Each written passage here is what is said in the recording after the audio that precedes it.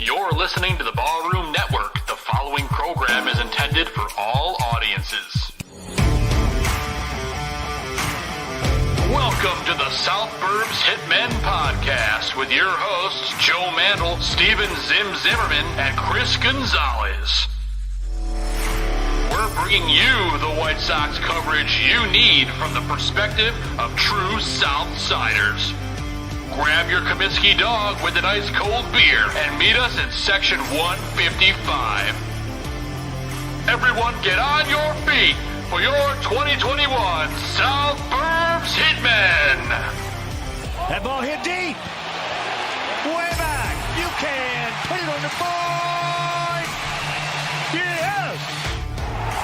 Jimenez in the air. Left field. He's your hero tonight. Thanks, Cubs. Over the head of Jenks. Uribe charges close. Out. And the White Sox have won the World Series. Alexei. Yes. Yes. Yes. Yes. Yes. History. A perfect game by Mark Burley. And what an unbelievable play by Dwayne White. First pitch starts now.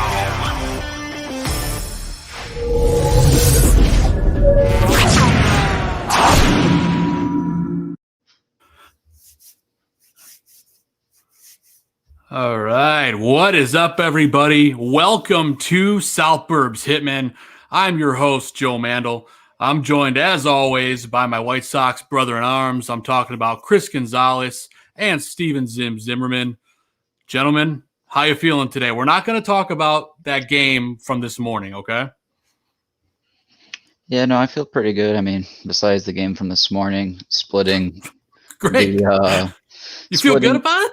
Splitting the two series this week, it was, like I said last week, I wasn't too worried going into the week, and we played, Cleveland, they're pesky, but Boston, starting out, they had a hot start to the season, and they're first in the East. I didn't know really what to expect from the young team, and it was pretty, off balance a bit. I mean, we won the doubleheader, but then lost the two from the beginning and end, and I'm just gonna keep looking forward because that was quite the interesting series that we had, to be honest.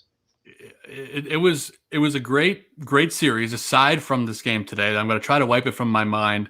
Zim, when I talked to you earlier about it, what were your comments that you told me earlier about this game? Oh, he's on mute. Hang on a second. Why you got me muted?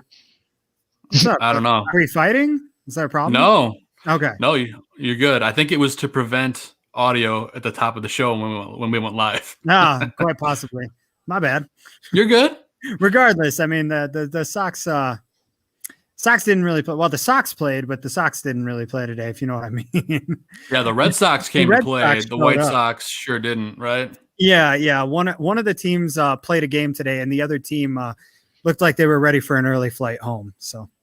Yeah, there's no doubt about it. Lucas Giolito only able to get through the first inning. He couldn't even get out of the second.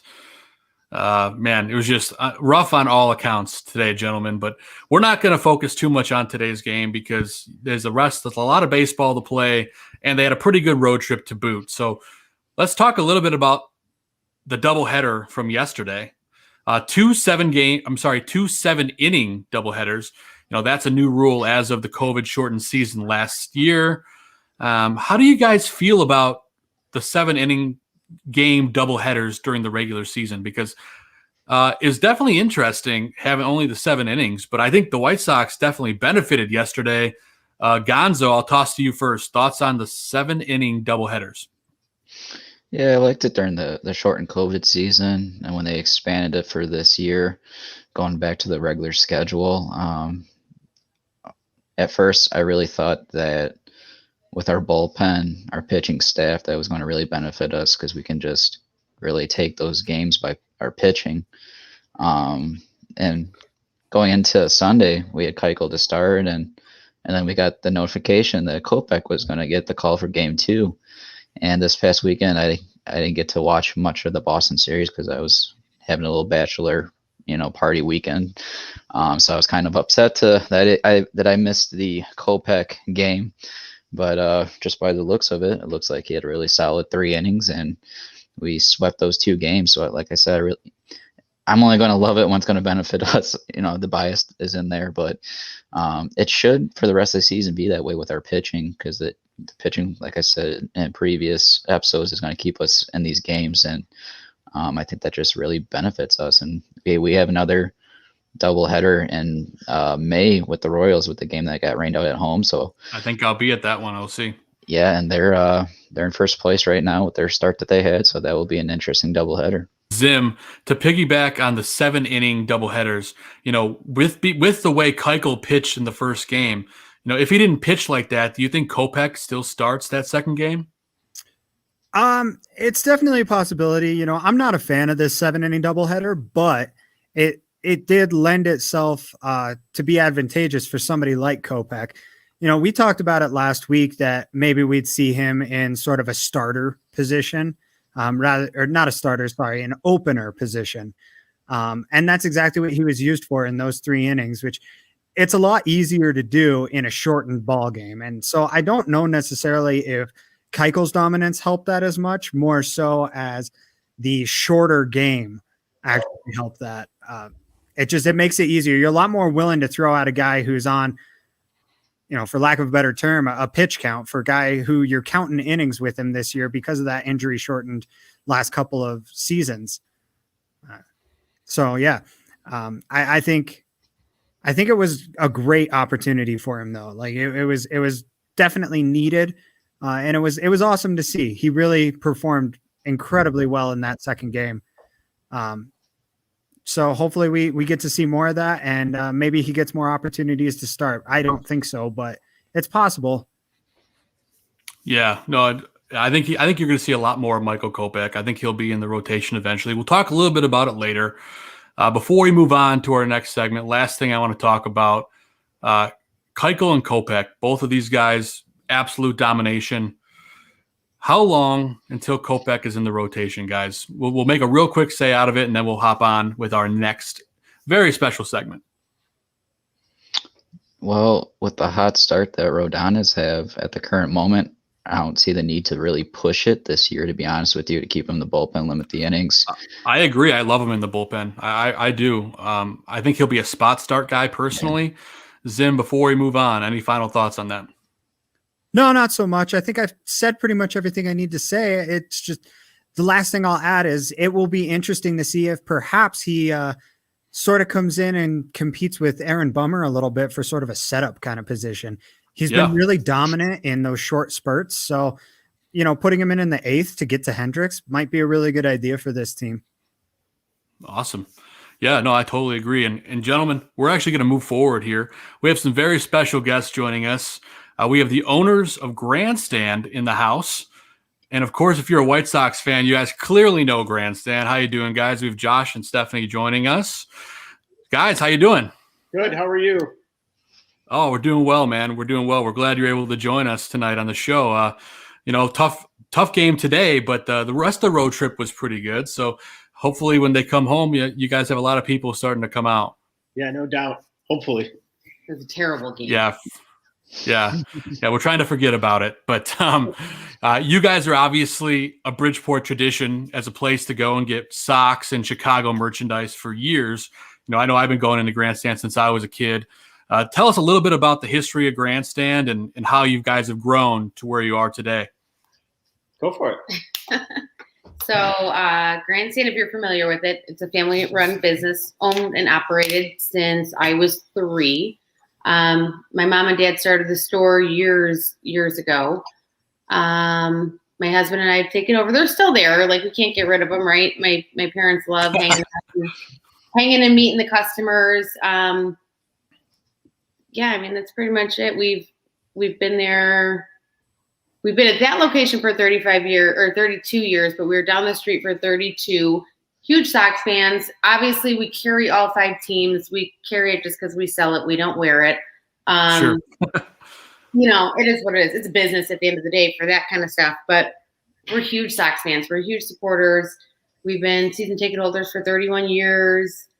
I mean, you guys got questions for me, maybe that I could answer for you? Sure, yeah. The one thing to piggyback off the, being a neighborhood tradition and being there as long as you have, obviously it's been a tough year for everyone given the pandemic. Just talk a little bit about how it's affected the business and how much this season and finally getting fans back, is a huge benefit for you guys.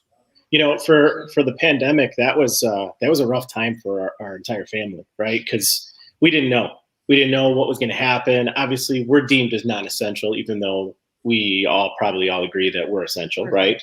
Definitely. But we just had that bit of unknown, and it was a scary time. It really was. And then the team came out the way they did in that shortened season. Things started to turn around. They made the playoffs, and it was a kind of a snowball effect. It wound up going, more for like a great holiday, and then the start of this season has been, even though we keep teetering close to 500 and whatever, it's still, people are still excited about this team, which is really surprising for us. But it's hard because we can't always get product delivered in time because everybody still is going through the effects of the pandemic. Sure. This year is the worst. This year is probably the worst in trying to replenish and restock. Nobody's seen anything yet. So if this team stays hot like we all think they're going to, and October hits and we're in playoffs, you're going to find zero product because the companies right now can't keep up with April. Right. It's funny because to this point right now, we're all sick and tired of hearing about the pandemic, right? So Amen. Us as business owners, it's hard for us to tell our customers that and say, oh yeah, well, it's still a pandemic, because nobody wants to believe it anymore. Everybody wants to close that book and be like, okay, been there, done that. I don't want to deal with it. Give me some stuff that I want. And that's probably the hardest thing that we have going for us right now. Right. And like for us, I don't know, not everybody understands like the whole scheme of things, right? So we design something and we want to customize it, right? So we sit for hours and we customize with, let's say, New Era, right? We'll sit with our rep. We'll sit there for 8 hours. We'll customize. She takes the work. She sends it back to New Era. New Era sends it to licensing. Licensing has to look at it and approve it. Yeah. They don't approve it because they're at half capacity and not all their people are working. It gets nixed, and then we go back to square one where we have to sit again with them, recreate something else, and it's like, oh my God, like it's literally the worst. I thought 93 was bad when my parents went through the strike. We literally had days where there was like nobody in the store, weeks, nobody in the store. Close to 2000. And they had a great team that year too. Phenomenal. It was one of my favorite teams. I mean, I'm a huge Sox fan growing up. I love the old school baseball, like this new school stuff, these new rules. It drives me crazy, but it is what it is. Yeah. But that, we grew up in that era, right? So that's what we love the most. Like our parents grew up in the 50s, so they like the 59 team. It's traditions, right? What we grew up watching. But it's hard.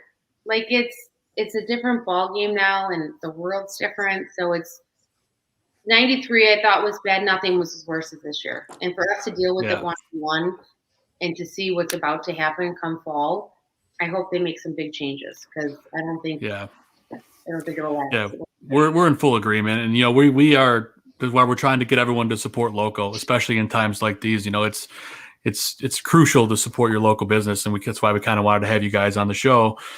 Speaking of being supported by some bigger names, you had Ozzie Guillen get his Yerminator jersey from you guys, and he had it on NBC Sports Chicago, and there's the tweet right there. He gave you guys some love on Twitter. Speaking of jerseys, talk a little bit about some of your best-selling jerseys. Like, who are the popular players? Kind of like, right now, how's the Yerminator doing? Just talk a little bit about that. The Yerminator is everything right now. And the more and more he does, the more and more that Ozzie does. I mean, we can't thank him enough because he made that whole thing happen. He literally, it was a phone call and said, hey, I have this idea. Can you do it? And I looked at her and I was like, yeah, let's make it happen. And from there, what Ozzie has done has just been phenomenal. I mean, people don't realize the real person that Ozzy really is, His right? entire family. And they're wonderful people. And for him to call us up and be like, hey, I have this idea, but I want to know it's you guys doing it, blah, blah, blah. It meant a lot, right? And through that, we've seen sales, we've seen, jerseys like, hey, I need this. I mean, last weekend we got bombarded with either Mercedes, Yerminator jerseys, whatever. And it was so hard to keep up because, as you've seen on that tweet, it's not an easy name to fit on the back of a jersey. No, not at all. And so, it was such a great idea when Ozzy's like, hey, this is what I want to do. I never in a million years would have thought it would have turned into that. But thankfully it did. And it just, like I said, even today, him being out of the mound today will probably spark even more interest of more people, even though he didn't do much at all. I was going to say, he didn't say that. But, I think it's more for entertainment purposes, right? Yeah, of course. And then outside of him, Abreu, Anderson, it's all the guys that we know and love. It's all the playmakers. It's all the big names. It's everybody. Even though Eloy is hurt, we're still seeing a lot of Eloy jerseys in the mix and people, wanting his stuff because they know his worth, right? Talented. Yeah, there's no doubt about it. And I'm going to toss it to my other co-host, Steven Zim Zimmerman, to ask a couple more questions. Zim, take it away, brother. Sure. Well, thanks guys for coming on. I'm glad that we get an opportunity to help support small business in this way. My family owns one as well, so I understand, every little bit goes a long way. So I'm glad that we're able to be on the same team with this one. But I want to ask you guys, continuing with some of the merchandise stuff. You notice my two co-hosts here have some nice MLB Sox hats on, and I'm kind of lacking. I was kind of wondering if you guys have some recommendations or some best sellers or some personal favorites of some of the gear that you guys have Sox specific. So as far as like apparel or headwear is concerned, right now headwear is all the craze, right? So some of the 5950s that we have that are exclusive to us and like new designs, those things have been, anybody who's paying attention to our Instagram will see. There's a Wednesday drop every so often. We're actually getting ready to do another one coming up probably next week. And, things of that nature, as far as custom wise, that you won't see at like your Lids, your Dicks, even in the ballpark.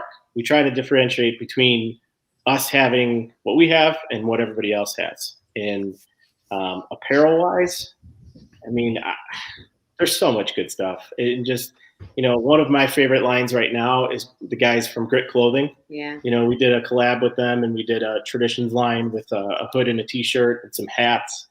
And those guys, another local business, another bunch of, Southside guys Wearing the shirt. Yeah. Who basically. Oh, cool. Everybody who's going to a Sox game, this walk. Like, that's. Absolutely. That's like the gateway into the ballpark, right? So, the guys over at Grit, came up with this idea. We went over it, kind of tweaked it, a little bit. And, here we are. We came out with it. And I think right now that's probably the best thing going right now for apparel that, is something different. And again, it goes back to what everybody wants, I think. Everybody's tired of seeing like all the big box stores and, walking into Dick's or wherever else and seeing all the same stuff they would see on .com anywhere, right? So we like having the stuff that is just something unique, something different, something you can go out and be like, wow, I haven't seen that. That's pretty cool. And it just gives you a sense of pride being part of, your team, where it's not just a bandwagon fan who's like, oh, I know these guys are going to be good and I'm going to wear something White Sox. Plus, we listen to our customers. So it may take us a little bit of while, like, to get through licensing and all that, like I talked about before, but say you ask for something, or I hear like 10 people ask for the same thing. I'll look at my husband and I'll be like, okay, we're missing something. Like, hello, why didn't we think of this? We're fans too. So we put our heart and soul into a lot of the things that we do in the store. But I mean, hey, by all means, come on in and we could even do a live from the store and we could show you all the fun stuff that's just sold at our store. Funny thing is, though, you'll hear us say that a lot. but we only have the exclusive for 1 year. Okay. And then any store Cool. can pretty much steal our gig, which Wow. happens all the time. So I know it's a long way around to answering your question, Steve, right? But that's kind of what it's about. Like, we've got all kinds of stuff, but right now, I mean, I think we answered it. I think you guys got to come in and check out Great answer. the grit clothing stuff. We like okay, you get your cookie cutter, right? Like what the players wear on the field. Everybody likes that because the quality is there. You know it's going to be good. But I think our heart and soul goes into our exclusives because we put a lot of thought into it, and it turns out to be like 80% of our store is exclusives because we'll look at something and then we'll say, it shouldn't be that way. Why'd you put that logo? Like that logo and that logo don't go together. You're talking about two different eras. So we make them switch it. We're probably the fussiest account ever for all of these companies. Well, and you know it when you walk in your store too, because you have your awesome hats and you walk in that front door right there in front of you. And it's just, there's so many options and it's just cool walking into the store and seeing that. So props on that. You guys have a great selection of hats and more than that, a lot of everything really. Zim, I know there's some great questions in the chat. You got one you want to highlight?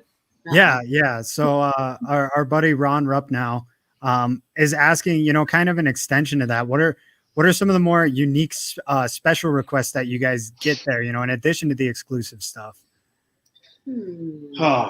So, I mean, there's always to piggyback off of what Steph said, there's always, everybody has their own ideas, right? And there's always like just things that you don't normally see but isn't made yet. So I'm trying to think of a recent one that we've had. Like an exclusive from a customer? Yeah, I mean, just in general. And we get some like weird requests. Is that what you're asking? Like the most weirdest Sure. thing that requested? Maybe could be weird. that stands out in your head. Yeah. I shouldn't even say weird, right? That's not the proper word. I just Right. like that. Unique. Unique. I like that word better. Yes. Right. Yes. I think more of our custom jerseys, like names and stuff that goes on the back of things. Sometimes I'll question the customer, like, you want this on this? And they're like, yeah. You're like, okay. Yeah, we've done some, especially for like first pitch, like when they throw out the first pitch and somebody from the front office calls and they're like, hey, we need this on the back of a jersey. And I'm like, for what? And they're like, oh, so-and-so's throwing out the first pitch. And I was like, okay, like that's a weird one. Yeah, right. For you, whatever you want. We don't get, I mean, I guess nothing's unique. Nothing's weird to us. Like we've seen it all. 3 names, names on the front. People try to do, we don't do profanity. We make sure we follow MLB guidelines because Sure. They watch us, they come in, they're good friends of ours.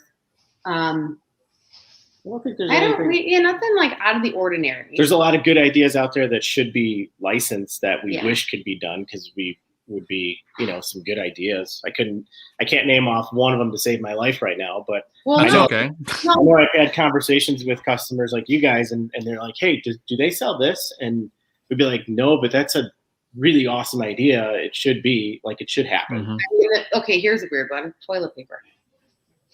What? That is our come on. If you're a Sox fan, you know damn well you want a Cubs. You want to, one, yeah. right? Like Okay. That makes more sense. Or like I've had weird. Here you go. There's my weird one. That or like what do they call them for the urinals? On the bottom. Oh, the urinal cake. Yeah. Do you have those in Cubs? I'm like, no, but I have a sticker, and you could stick a sticker down there. Like, I mean, there's my weird request. Nice. But, other than that, I think the one thing that we get requests for is Sox Cubs jersey split in half. I've seen those in the park, and I've asked people where they got them. And they always say Grandstand. So yeah, they're lying.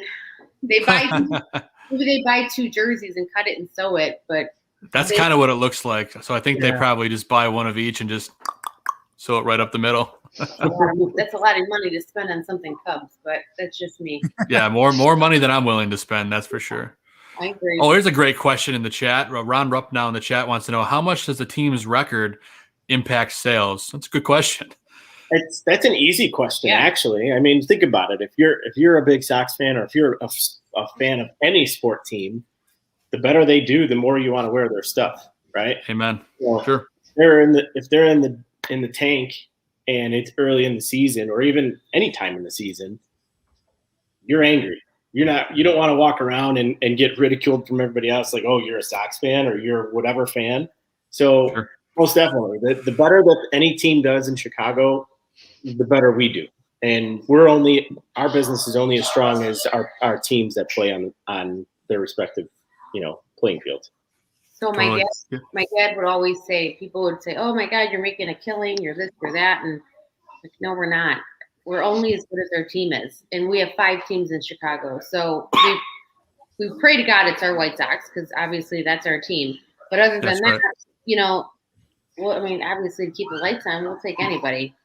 Sure. But it better be Preferably Blackhawks and Bears. Yeah, Then Bears. last. I don't know about the Bears anytime soon. No, probably not. Anyway, I'm going to pass it to my other co-host now, Chris Gonzalez, and we're going to let him ask a few questions before we let you guys out of here. Chris, take it away. No, once again, I want to give you both appreciation for coming on the show and taking time out your night to join us. Now, on the website, there's some great teases within when you're browsing the site. Who might you come across the shop, or what amazing guests have been in the shop for like meet and greets or whatnot? Oh, God. I mean, if you're going recently, My favorite. well, recently at the end of playoffs, James McCann was in with his family shopping around. Oh, cool. Someday I wish was still here. Yeah, I mean, you want to talk about a great guy, great family. He's one of them, and I would put him up there with like the Jim Tomeys of the world. And Wow. you cannot replace a guy like him, and just who he is and what he's about. You couldn't meet a nicer guy. I'll be honest. Besides that, I mean, we get all kinds. It's funny. There's actually a rapper that has been in a few times, or so we think. He seems to deny it, but it's pretty uncanny that it's him. He comes in. People from the news all over the place. We get a lot of people. Yeah. Ozzy will pop in. Sox players for sure. Obviously, through the years, I've grown up with multiple players like Ozzy, like Carlton Fisk. I mean, you talk about going back to the '93 team; they were all in the store. I mean, Ozzy was answering the phone in the World Series when Bill Melton was calling to ask my dad for something or a question. Ed Farmer, God rest his soul. I mean, you name it, and it's a part of White Sox history. Any of those players have been in. You want to talk about other teams? We've had Bulls players. We've had Cubs. Growing up, Mark Grace would come in all the time, and Ryan Sandberg. I have pictures with them. I was confused for a while when they came in, but as a 5-year-old, you're just starstruck. But Sure. we go way back. I mean, if I flipped through pictures and showed you some of the people that we've met through the years, I appreciate it more now because I didn't understand it growing up. But Big Hurt, like all of them. I mean, they know us very well. If you ever walk into an autograph signing with Frank, Fisk, Robin, Jose Valens, and Carlos Lee, shit. Carlos Lee's a brother I should never have. We still talk till today. Really? Yeah. I mean, they're our family. Like when they walk in, we want to run and ask for autographs, but it's not about that. Like we become family with you guys as customers. We become family with them too. So when they do get traded and they move on, in their career, it sucks because it's like our family gets taken away from us. Just as a fan, right? They may not be the best player in the entire world, or may have had like a one and done season, or turned into trouble like Esteban Loaiza. But Oh yeah. Ooh. So I mean, great people. Like we grew up with their kids. We know their family and wives and all that stuff very well. It's just it becomes our family. Yeah, and you guys talk about tradition on your website, and clearly, heritage and tradition are a big part of what you guys are about. Yeah. So it's great that all those players keep coming, and you have all these great memories and stories. So that's something that you guys will always have, and it's something that's a part of Grandstand history. Gonzo, I know you had one more question. Go ahead and ask that, and then you can pass it back to me. Yeah, so when I was on the About Us link on your website, I saw a little, or I want to ask, is there a unique backstory to the naming of Chipper? And for those, for our listeners in our chat, Chipper is the Grandstand dog, and they're loyal 17-year-old employee of the month. No, Yeah, I think he's. It has nothing to do with Chipper Jones, Oh, yeah, okay. but he was a family dog before. He was actually my uncle's dog, and they were moving and were getting rid of him, and that was his name that my two cousins named him. So that's why he stayed Chippers. Yeah, and actually, he has a microchip in his neck. Yeah, that's exactly. And I think that's exactly what it came down to. That's why he was named Chippers.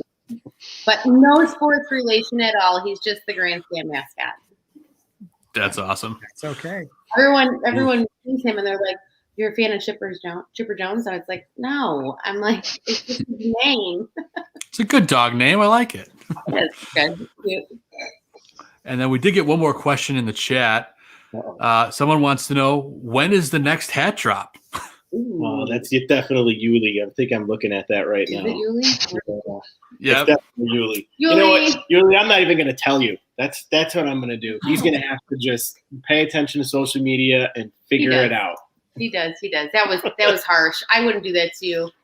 Call tomorrow. Honestly, we're probably working on something for when the team comes back. Yeah. When fans are back during the homestand. Usually our cap drops are Wednesday. So, Steven, if you're looking for a new hat, it might be on your radar. Just saying. Well, what kind of hat do you wear? Do you wear fitteds? Oh, yeah. Yeah. Oh, okay. All right, cool. You can answer. I answered for you. You can answer, Zim. I'm sorry. Yeah. I prefer snapbacks, but the fitteds are more comfortable, throughout the day. So. We got a couple new snaps in this week. Yeah. You'll have to stop in. Absolutely. Zim is the one of us that lives in Colorado, so he's going to come in, and when he comes in, I'll definitely take him by the store, no doubt about it. Yeah, I will be in the area. I've been to the store once before, not the last time, but the time before when I was in Chicago. So it's been several years. So I need to come in and see the updates and everything. Yeah, I need to get to a game, man. Yeah, I was supposed to go last year. The Sox were supposed to come play the Rockies last year, and unfortunately that didn't happen. So. That's okay. They're not going anywhere. Nope. We'll definitely have you out, Zim. And well, guys, we thank you, Josh and Stephanie, both of you guys, for joining us on South Burbs Hitmen. It's been great getting to talk to you, spotlight, Grandstand. Hopefully everyone watching or listening the podcast version can head on in and check it out. Only about 3.5 blocks away from the park on the corner of 35th and Wallace. So head down there and check it out. Josh and Stephanie, before we let you go, why don't you let people know where they can find you on social media and a little bit about your website's right there at the bottom, grandstandsox.com. Yeah, and you could always call too, because we could definitely, help everybody. But if you go on Instagram, you can go to @grandstand_socks. And then that's it right there. And then if you go to Facebook, it's @GrandstandSocks. Same thing for Twitter. Yep. I'm awesome. bad. I have to admit, I'm bad with Twitter. I'm like Instagram, Facebook. He's all about the Twitter. Hey, that's all right. Tag team, right? So, but again, everyone, make sure you go and follow those accounts. And again, Josh and Stephanie, we appreciate you guys joining us. And hopefully we'll see you before a game sometime soon. And hopefully this team can go on a winning streak for you. And remember, if you're messaging us on there, it's always one of the two of us who answers. So we don't have like an answering service for us. You're literally talking to one of the two of us. So no bots. No bots. Real people. All family. Well, that's awesome. Family owned, tradition, heritage. Everyone, that's Grandstand for you. So again, thank you guys so much, and we'll see you before a game soon. Thank you, guys. See you later. Guys. Good night. All right, take care. See you guys. Thank you for joining us. Appreciate it. Thank you. All right, guys. Those were the owners of Grandstand, Josh and Stephanie.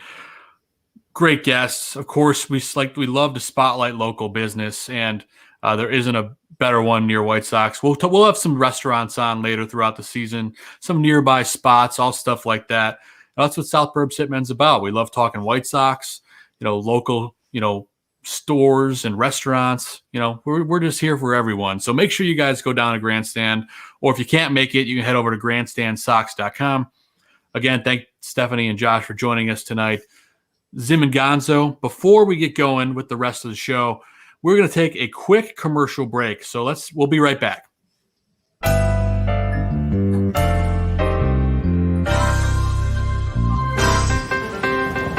Look, I don't mean any disrespect. He just didn't play that well, not for a guy of his caliber. If they don't run the ball here, I'm going to vomit. I swear to God. I don't really have any recollection of that at all, but I guess perhaps I blacked it all out. You know, they won, but I'm going to be miserable all week because they stunk.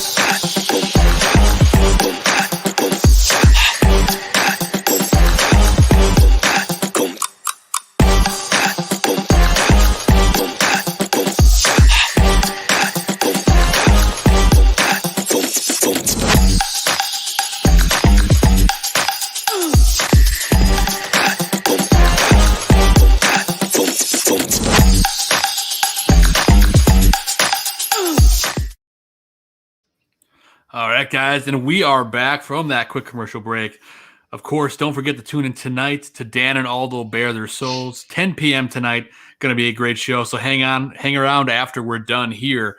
So hang out for that. And, of course, great advertisements for C-Red Radio and our newly launched swag shop.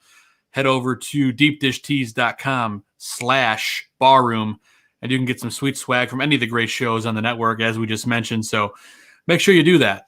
I got my hoodie on right here, South Burbs Hitmen. Gonzo is rocking a T-shirt over there. Why don't you show it off real quick, Gonzo?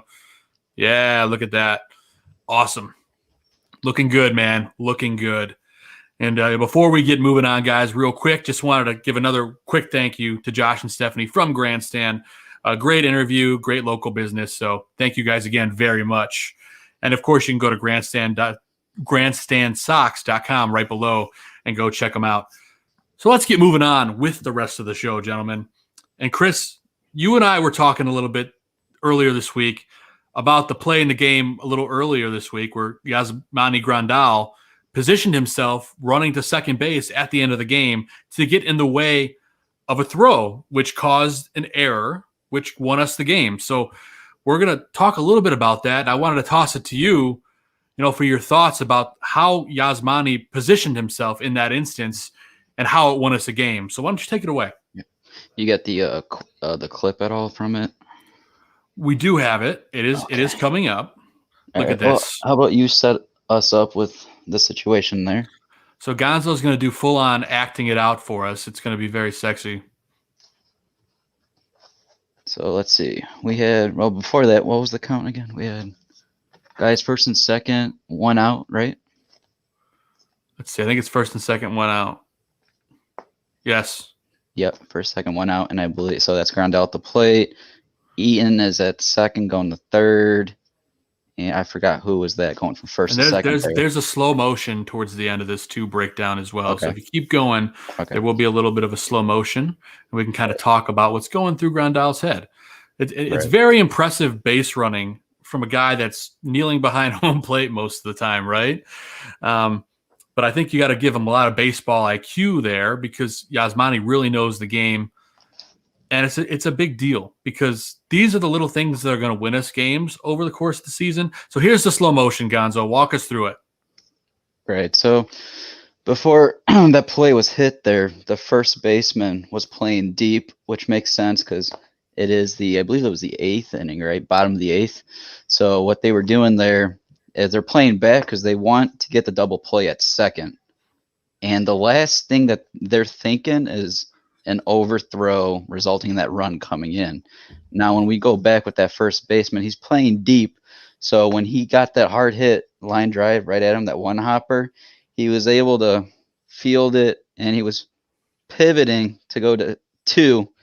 And what his throw needs to go to the second base side of second, because your middle infielders, they're going to do a banana peel of the bag, which is basically cradling the bag when they're coming around it to make a momentum throw to first for the double play. So as a base runner, Grandal, the vet that he is, and let's be honest, Chad, we have 3 catchers really hot right now, and they're all fighting for time. So Grandal knows that, and he's trying to do the little things that can separate himself to get the time. So with that throw from first, he knows that that throw is likely going to be on the second base side. So he's going to position himself in the base path where he's going to be blocking the angle and the path of the throw. And then he's also going to be reading the middle infielder that's cradling the bag to see where he's positioning himself when he's cradling it. That way, when Grandal gets closer to the bag, he can cut the angle that much more down. And what's going to happen, as you saw in that play there, the ball hit him right in the back of the helmet. As here it is right here. Common throw hits him right in the back of the helmet there. Yeah, he takes that big stride to the right just a little bit right before the throw. See that? He steps right into it. It's almost like he knows the ball is right behind him. Look at that step with his right foot.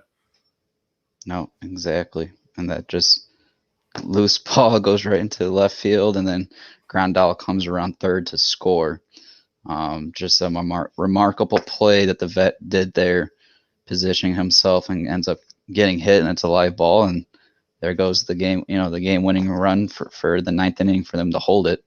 But yeah, just great positioning, and you hardly really see that in today's game. You've seen it a couple times in the past, and they were able to break it down like we just did, and what we saw there on the play. So yeah, that's great. Fantastic. It's great breakdown, Gonzo. It's something that, as someone watching the game, you don't think about it right away. But when you were talking to me about it, I was like, you know what? We got to talk about this, because Grandal's not getting enough credit for that play, because you can watch it. The light kind of goes off in his head, and he takes that one quick step, kind of pivots his whole body just a little bit just to get in the way of that ball. So great breakdown, Gonzo. And it's great, to look into that, because we got to respect our players and their baseball IQ. And I know all 3 of us know that Yasmani Grandal has a very, very high baseball IQ. Steven Zimmerman, thoughts on the play? No, it goes to show you that sometimes catchers aren't just dopes who stand behind the plate. Oh, I see what you did there. If you guys couldn't tell from that, Steven Zimmerman used to be a catcher. If the catcher's glove didn't give it away. Yeah, well, anyway, for those on the audio podcast, that gag didn't really work well. So, I could have thought that through a little better. Well, I'm assuming the people that are listening to the podcast now are like, I bet you he held up a glove there. So, spoiler alert, that's what happened, guys. He held up a glove. But anyway, Gonzo, great breakdown. We're going to be doing breakdowns like this over the course of the season, walking through it, and it's great for baseball fans to understand, because it gives you that much more respect for the game. And it's a hard game. It's a long season, and these guys are really grinding. So we're going to help you respect those players. But let's move on, guys. We're going to move on to our next segment here. And, I haven't even been looking at my rundown for the show because I've been so locked in. But there's a lot to talk about that's happened. There's been some injuries. So we're going to break it all down in a segment that we like to call the Russo's Locker.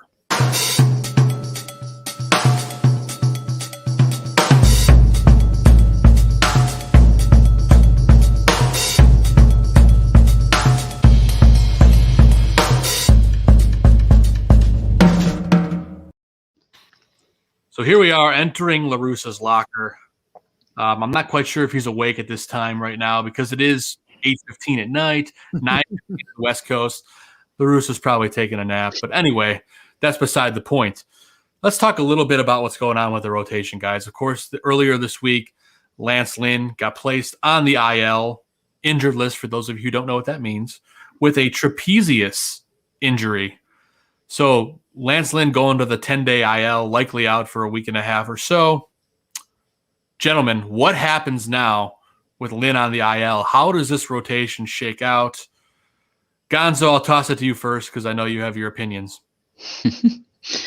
Well, it really sucks that Lance Lynn gets injured for the 10-day DL right now because we're about to go face Texas, and that'd be pretty sweet if we could see Lynn and Dunning go at it in a matchup.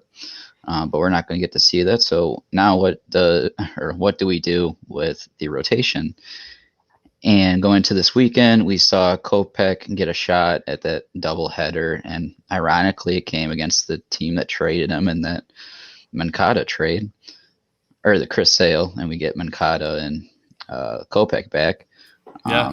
And that was nice little opportunity that he got because it gives him that next step to being a starter, which when he came up in his rookie MLB debut, he got a couple starts and got injured. So with the hot, streak that he's had out of the bullpen, it was really nice to see him get that shot in that shortened game to take the bump. However, when we were discussing the intro, I think it would be more wise to keep him in the pen when you're trying to limit his innings. Sure. And with an opening in the rotation for a couple, a start or two, it'd be nice to see Stever come back up, Jonathan Stever or Lambert, and to get a shot at a couple starts. And we kind of saw Stever come up for a game over the weekend, but he was sent down as Birdie was coming up. So when you see guys like Birdie, Stever, Lambert, not only are you going to give them an opportunity to maximize their potential, but you're also, in a way, giving them a shot to raise their ability for trade assets down the line. Sure. And that's something to really keep an eye on for when we get near the trade deadline. But like I'm kind of bringing up here, I would love to see Stever or Lambert get the shot here with the next opportunity. Yeah, and up until today, the Sox had the lowest ERA by starting pitchers in the American League. Obviously, that's no longer the case after the shelling that happened today. But definitely something to keep an eye on towards the trade deadline for sure.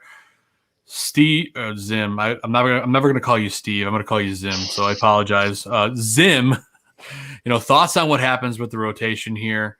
Do you agree with Gonzo, or do you have a different take? I mean, to an extent, I agree with Gonzo. It would be interesting to see one of those guys come up, but I don't know if it's necessarily going to happen because they do have 2 off days coming up here, which is going to stretch that, 10-day time period really down to an 8-day time period. And I don't know exactly how the rotation is going to shake up, but that really only means 1 missed start for Lynn, right? Assuming he's good to go. Now, this is all should be. And they have an off day on Monday too, next Monday. So right. So they're off. What is it? Friday and Monday, I believe, or Thursday and Monday? Thursday and Monday. Okay. So they've got the 2 off days in there, which that's the only reason why I don't think that we see anything right now. Were this happening, maybe even like a week ago when they were going through this stretch of 12 days in a row, all with games, without any weather or anything. That's where I think we would see a move like that happening. So I think it's definitely something to keep an eye on for later in the season. But I also don't really think that La Russa, as much as it does need to be considered, I don't think La Russa concerns himself as much with trade asset and whatnot. I think he kind of leaves that to Jerry and just says, I got what I got, and I think I can win with what I got. So. Yeah, no, I'm with you. I do have a feeling that we are probably going to see Reynaldo Lopez at some point here. I know he's pitching with the I don't even want to call it minor league affiliate, but off-site training facility, whatever they're calling it these days, in Schaumburg. I don't think we're going to see him right now, but Gonzo, I do think inevitably you will see him for a spot start here and there, especially if Cease continues to struggle. Spoiler alert. We're going to talk about that later in the show, so stay tuned for that.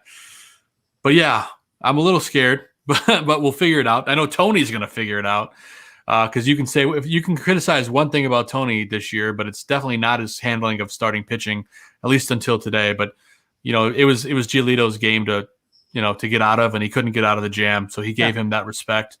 So I don't have any faults with that. But let's move on to another thing I wanted to – go ahead, Gonzo. The spot in the rotation is coming up for Game 2 in the Cleveland series on Wednesday. It goes Rodon, and then there's the open spot. So it is going to be affecting the decision with the roster spots they're going into that series. And then you have the off day after that, and then the 3-game series in Texas. And then at the end of that series comes the second day. So that's why I think they're going to utilize the roster breakdown.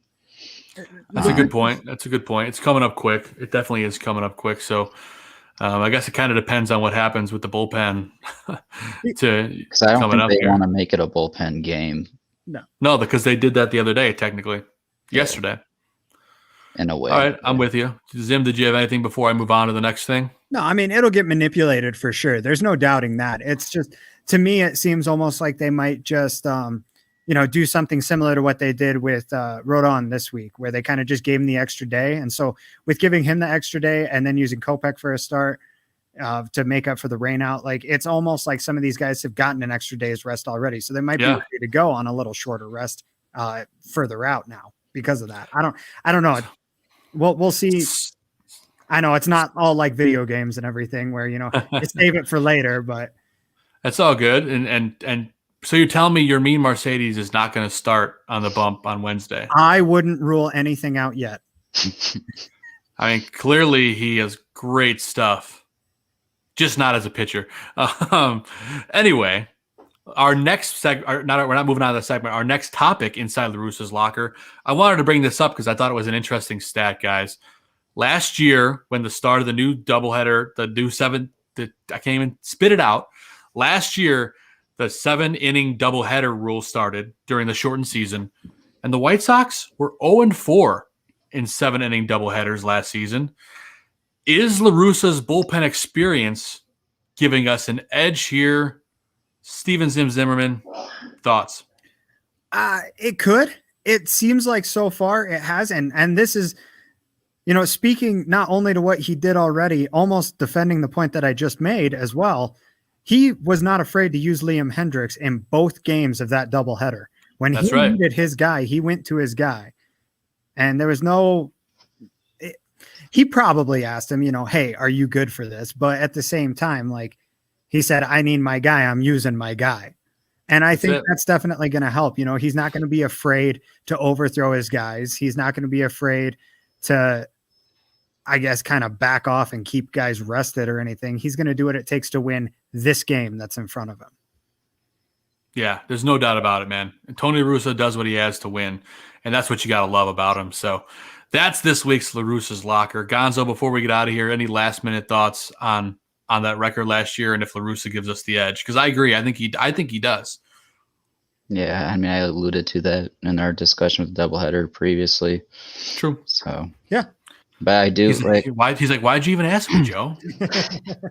But to cut back to it, kind of going off with a topic we had beforehand and with what Zim answered, La Russa was hired in October, and we made the Lance Lynn trade in December. And if you don't think that that Tony La Russa has a lot of say in that office with Hahn, I think you'd be wrong because of his familiarity with Lance Lynn, and a guy that eats up innings for the past 3 years. He's always up top 5 in the innings pitched. And when you get a pitcher like that, he's going to take a lot less of your bullpen and keep them rested. What a wasted gem by him the other day too, man. Yeah. I mean, he's been unbelievable, and our starting pitching has been until today. But, Gio will get back on the hill. He'll just get back up there and go back to work. So, we'll see him bounce back from this. I'm confident of that. But, gentlemen, go ahead. We've seen with Gio plenty of times in the past, so I agree. There's no doubt that we'll see him back. Look at opening day last year versus what he did the rest of the season. He'll be fine. Yeah, I mean, sometimes it's just not your day. Yeah, Giolito, I mean, like what Joe just said, wasn't his game. And he's our ace. I'm expecting him to bounce back.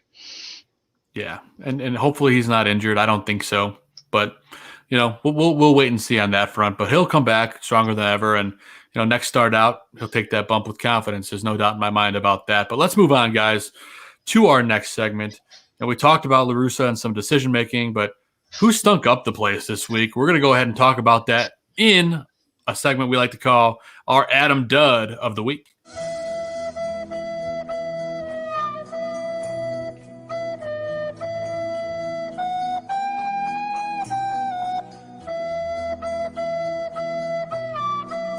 You suck. Yes, some people really sucked this week, and there's no doubt in my mind, and Steven Zimmerman brought this to our attention because I was at a bachelor party and so was Gonzo. But after watching the replay, I completely agree with him. Gonzo, do you want to intro what our number one Adam Dud of the week is? For me, it's Giolito. And we just said we weren't worried about him, but that was a series we could have won, an extra win to the record, and we were relying on a game of the week there as what we saw it with Eovaldi and Giolito going at it. And it's a game that we thought he would go deep into and get the win and not have to rely on the bullpen, but the very opposite happened with that. Yeah. Giolito is my dud of the week. I also want to throw out there Cody Hoyer had a pretty roughed up performance over the weekend, and sure did. He needs to pick it up as well. So that's what I got. He does need to pick it up, no doubt. And Zim, you were making me laugh this weekend about a specific Adam Dud and a very ugly one at that case. Why don't you go ahead and intro that before we pull up the lovely photo? All right. So what? It's so bad. I'm sorry. I'm trying. You can't find the words. It's so nasty. Exactly. These Boston uniforms this week. What the hell was that? I understand that it was, for a good reason. For those of you who don't know it, the colors are a tribute to the Boston Marathon, which is normally run, I believe, around this time every year, but due to certain circumstances, obviously it is not being run this year. Sure. And the Red Sox wore some Boston Marathon themed uniforms this year. Now, what part says Red Sox? Oh, that's disgusting. Oh, God. I mean, it's this piss yellow color for one, floating in the toilet water blue. That's just, and the belts. Okay, this might be the most egregious part to me, and I just now noticed it, and now I'm never going to unsee it. Why are the belts almost a navy blue while the rest of the uniform is a baby blue? I do not know. I think the belt matches the bottom of the flat bill, but it's still disgusting. They look like Boston Celtics jerseys almost. They look like Cal Bears uniforms is what they look like. Wow, they do. That's the first thing I thought of was UCLA. Looks like Charlotte Hornets. Yeah, there you go. That's another good one. I was also told Denver Nuggets. Yep. Yeah, that's pretty bad. There's nothing that says Boston other than the word Boston. Look at Santiago's comment in the chat. Those are Whitey Bulger specials. Oh, yeah, they do. They do look like soccer uniforms, yeah. And I will say, when I first saw them, I thought they might be some sort of Boston FC tribute crossover thing. But this is apparently, and I'm sorry, I forgot exactly what they're called. They're basically the MLB equivalent of the City Edition uniforms. Mm-hmm. So I'm not sure if every team is going to have one of these abominations or not. But I certainly hope that if they do these for more teams, they are not this, whatever the hell this is. Yeah, and then for the record, in case anyone is being confused, we are talking simply about the color scheme, not the thought behind the jerseys. We think that's great. We're paying tribute to the Boston Marathon and the victims of the Boston Marathon bombing. But you got to look at those jerseys, and it's kind of hard to say that they're not hideous. Right, guys? No, absolutely. Yeah, even with the whole Boston Strong, resemblance, that you thought they would play a little bit more into the design of the jersey, and it just maybe I'm missing something with the design that's supposed to be significant, but I just don't see it. So Vinny here says that there's going to be 8 teams. This is for those of you who missed it. This is Vinny, who is a host of another show here on the Bar Room called Bar Down Blackhawks. He hosts it with his brother. I want to say Joey. Yep. Yes. Okay. All right. Thank you. I'm glad I'm not just making stuff up there. But yes, he says 8 teams are getting them and that the Cubs and White Sox are both included on this. And Lord help us, may they be better than these Boston uniforms, please. Yes, and for those of you who don't know, Vinny Parisi, of course he does Bar Down Blackhawks, and he also is the Sox expert for Sox Showdown and the Windy City FS. Of course, listen on the Bar Room here as well. He was on with us to react to the Rodon no-hitter. So props to Vinny for giving us that info. Appreciate it, brother. You're always welcome here on the show. But I guess apparently Stoney on the broadcast called them the Boston Parakeets, which is pretty accurate. Thank you, PZ, for that nugget. I was knee-deep in a couple of old fashions at a bachelor party, so I may or may not have missed the live game on that one. But Vinny says the people in Boston absolutely love them, so I feel bad for actually liking them. My dad says they're horrible. To loosely paraphrase a very famous quote from Rick and Morty, I've seen what you people like, so knowing what you dislike doesn't really bother me. Vice versa as well. There you go. You suck. Yes, exactly. So that uniform, the color coordination sucks. The thought behind it is wonderful. So hopefully the White Sox and Cubs don't suck. My last qualifier for the Adam Dutt of the Week is our buddy Jake Lamb. Looks absolutely horrendous defensively. Can't hit. He finally got a first hit the other day, but he can't really hit. And he's made some knucklehead plays at third base. So Jake Lamb, you are my Adam Dutt of the Week, and I cannot wait for you to be either cut or sent down. But I think one of the two have to happen at some point. Ouch. That was kind of mean, but Jake, I'm sure you're a great person in real life, but you've just really angered my soul the last couple of days. So I'm sure you're a great dude. I'd like to get a beer with you, but I don't want you playing for the White Sox. Sorry. And that's it. Show's over. Bye. No, just kidding. We're going to move on to our next segment. Oh, play it again. The answer is no. The answer is no. That's right. Oh, thanks, Jason, for hopping on real quick. We know you're a busy guy. Let's move on to our next segment. This is the segment we do every week. We do our picks to click. We, talk about our player that lit it up the week from before. Basically the opposite of the Adam Dutt of the Week. And that's what we like to call our Put It on the Board segment. Ball hit deep. Way back. He looks up. You can put it on the board. Yes. And before we make our picks, Gonzo, what do you think Chris Sale wanted to do with those jerseys yesterday? Yeah, I'm surprised he didn't go out there and cut them up. I mean, we saw him do it in Chicago, and he didn't like the jerseys, and he cut them up, and he's on their DL, and I'm sure he probably did not like them either. Yeah, again, he's another guy that likes the sentiment, but he doesn't like the colors. But anyway, moving on to our Put It on the Board segment. Now, before we go to picks to click and results from last week, let's talk about who we think wins this week's Put It on the Board segment. And it's hard to find anyone else that goes on this list. It obviously goes to Carlos Rodon for pitching what should have been a perfect game, ends up being a hit-by-pitch no-hitter. Put the big asterisk there. So, gentlemen, Gonzo, I'll leave it to you first. I mean, the praise has to go to Carlos, right? No, absolutely. I mean, Rodon would be my put on the board player for the week for the performance that he threw.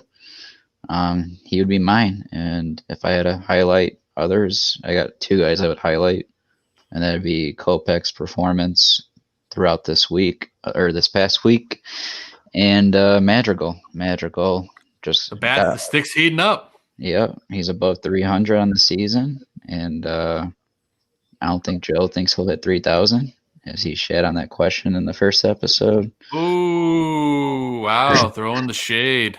I think he'll hit 3,000, maybe this week. Yeah. We'll have to have that listener on for you to. Oh, I was not poking fun at him. I was literally whatever. I love all of our listeners, and I love all your questions. So send as many questions as you like. But Gonzo, I agree with you. Madrigal's heating up. It's been very, very exciting. So I'm a big fan of him as well. His defense is getting better. So it's all good. Gonzo, any thoughts before I pass the baton over to our buddy Steven Zimmerman? Now, before I pass to Zim, I just want to say to our listeners in chat, if you missed the show of our emergency episode, it is under our YouTube channel, and it was a great episode. Great 30 minutes of talk. And Vinny Parisi joined us. Obviously, a big White Sox fan, runs Sox Showdown, Windy City FS, and of course, Bar Down Blackhawks here on the Barroom Network. If you're not listening or watching that, you're not cool, so go watch it. How's that for selling it? I love it. Steven Zimmerman, who puts it on the board for you this week? Obviously Rodon, but who's your other guy? No, it's just Rodon. And I wanted to come up with somebody else, but I mean, I guess if I had to, Hendricks for coming out twice in one day. I wanted to give it to the whole team for playing 3 games in a 24-hour stretch, but they played 2 games in a 24-hour stretch and tried to catch an early flight home today. So. Oh, they didn't accomplish that. It was the longest first inning I can remember in my entire life. Yeah. So nobody else? All right, I'll go ahead. No, I mean, it was really just that. I mean, like I said, I want to come up with somebody else, but I just there's nobody else worthy when you've got a guy on your team who threw a no freaking hitter. Yeah, no freaking hitter, not just a no hitter. That's right. Yeah, no, I mean, let's be honest. It's history, so it has to be Rodon getting the put on the Blair board of the week. Yeah, and I'm going to go ahead and put Zach Collins on the list too. He called a hell of a game behind the plate, especially for a young kid. They should dig up that base for him and give it to him because he called a hell of a game. You can't call him out too much about that slider that caught him at the end. I mean, it's Rodon's pitch, so props to him and calling a great game behind the plate. So he gets my put it on the board player 1B behind of course Carlos, because you can't top that. But let's get to our picks to click results from last week, gentlemen. Big deal stuff here. Lots to discuss. Okay. How am I going to win finally? The dog says yes. Gonzo's dog says that I'm going to win, but maybe we'll let the chat decide. We'll see. So last week's put on the board picks to click. I chose Adam Eaton. Zim went with Tim Anderson, and Gonzo went with Luis Robert. All three have had pretty darn good weeks. Hard to contest here. Before today, this does not include today's stats. Eaton was batting .238 for the week with 3 runs scored, a homer, 4 RBI, and that robbed home run the other day, which was awesome play. Anderson went 4 for 9 before today, and he had another great performance today. Another 3 hits today, I believe. So let me do the math there. So then he would be 7 for 11, 7 no doubt. 13, I believe. All right, my math is really strong there. I think it was 3 for 4 today, if I remember right. Yeah, so Timmy had a great performance. He's hitting high average, 2 runs scored and a homer. I think he scored another run today, if I remember correctly. It's up to 3 runs scored. No, he's 4. He scored 2 runs today. Okay, so he scored 4 runs. He had a homer and an RBI. So that's a great week for a guy that was just coming back from the IL. So that's a great option there for Zim. And then our boy Luis Robert before today was hitting .333. He got another hit today that would be out of the park in any other performance. Yes. And any other ballpark, that is. The Green Monster is ridiculously huge. But Robert was .333 with 2 runs, an RBI, and a stolen base. Obviously, those numbers went up after today. So you can put the argument in for all of us. I'm going to take myself out of the conversation because Eaton only hit .238. But he did have those runs scored and the most RBI out of those bunch and robbed a home run. So, maybe I do win. I don't know. I doubt it. But to me, I think it goes to Tim Anderson, who is hot coming off the IL. He made a big impact on this team. But Luis Robert's been great too. So I have a hard time deciding to pick. It's hard when all 3 of us pick guys that had a really good week. Yeah.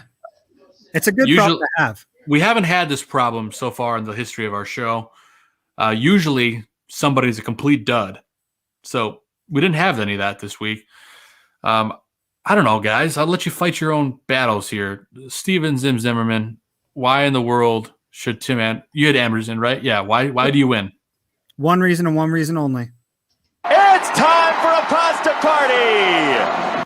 Come on. Oh, you know that if I'm the judge just based on that answer, then you're gonna win. 'Cause that's like my favorite drop of all time. I'll play into your audience, man. No, but I mean, on top of all that we mentioned, right? You know, Anderson ends up going 3 for 4 today to put it for a 7 for 14 on the week. That's an even 500 on the week. Let's see. I'm sorry. How many runs did he score today? 1 or 2? Scored 2 runs today. So 4 runs scored, right? Home run to lead off the game yesterday. And 1 RBI. But on top of it, he had 2 stolen bases today. He's just filling up the stat sheet right now. And in a game like today, at least, that's all you can really do. You're not going to win that game, unfortunately. You don't really stand a chance. But what do MVP players do? They fill up the stat sheet in games that don't matter, right? That's it. That's how James Harden won his. It's true.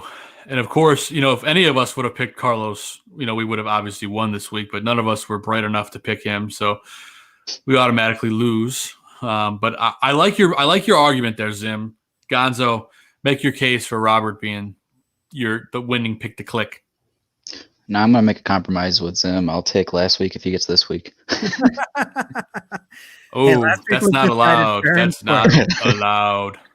We had a tiebreaker in the chat, and it was my dad. I even conceded last week, and the tiebreaker went to me. So, and I'm sure if my dad is listening, he'll comment and say, "I literally did not talk to him at all. He made that decision strictly based on his watching of Sox games." So that one stays with Zim. I still think it was a tie before your dad came in, because then I had some listeners texting me too. But you did. We'll give it to Zim this week. All right, Zim. Wait, you win. I'm sorry. Sox Showdown in there. Vinny, I believe that is controlling that account. Mentioned Player of the Week is Carlos. Yes. Oh, it is Carlos Rodon. Okay, yeah. I thought so. For the AL, like, why wouldn't it be? But okay. I mean, if he didn't win it, there must have been someone that crapped out a golden egg or something. Don't know why that's what came in my head, but that's what came out of my mouth. So congratulations, guys. All right. I'm not wrong. We got to update our scoreboard here. Yeah. So I continue to be winless. So after the hot start, falls below 500 in the 3rd week of the season. Yes. So I am fortunately 0 for 3. Zim now 2 for 1. And Gonzo 1 for 2. I'm on a quest to eventually win a pick to click, gentlemen. So it's going to happen, and it's going to happen this week. I'm feeling it. So I'm going to go last. I'm going to go last. Oh, okay. No, you know what? I'm going to shake it up. I'll go ahead and make my pick first because I'm feeling Randy Marsh. There you go. You're in Denver. You can appreciate that, Joe. Yeah, South Park's only about 30 minutes from me. There you go. We're going to go visit. My family's restaurant's right across the street from Casa Bonita. Like, that's about as South Park as it gets, man. That is. I love me some Casa Bonita, and I love some Chicago-style food when you're not in Chicago. So got to support. Oh, man. Although I had to put it on the screen. That's so beautiful to look at. There's the skull board. There's no Joe on there. The no Joe board. Well, Zim be 2 for 3. No, he's saying how many we've won and how many we lost.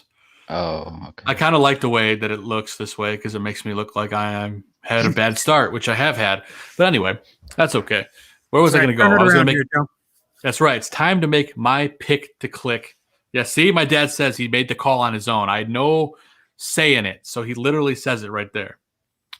Anyway, my pick to click for the week coming up. Drum roll, please. You can do a fake drum roll with your mouth, Zim, whatever. Okay, that works. I'm just going to go. Anyway, I'm going with Nick Madrigal. The guy's bass heating up. I think he's going to tear it up this week. And I'm finally going to rise to the top of the mountain and win a pick to click. So Nick Madrigal is my pick to click for the week. Gonzo, who you got? I'm going to take. Well, this is difficult because you gave me both good options here to choose from. I think Timmy is going to be on a roll here, coming off of injury. I'm going to go with Tim Anderson. keeping it hot, baby. Red hot to me. He's going to have more pasta parties, according to Gonzo.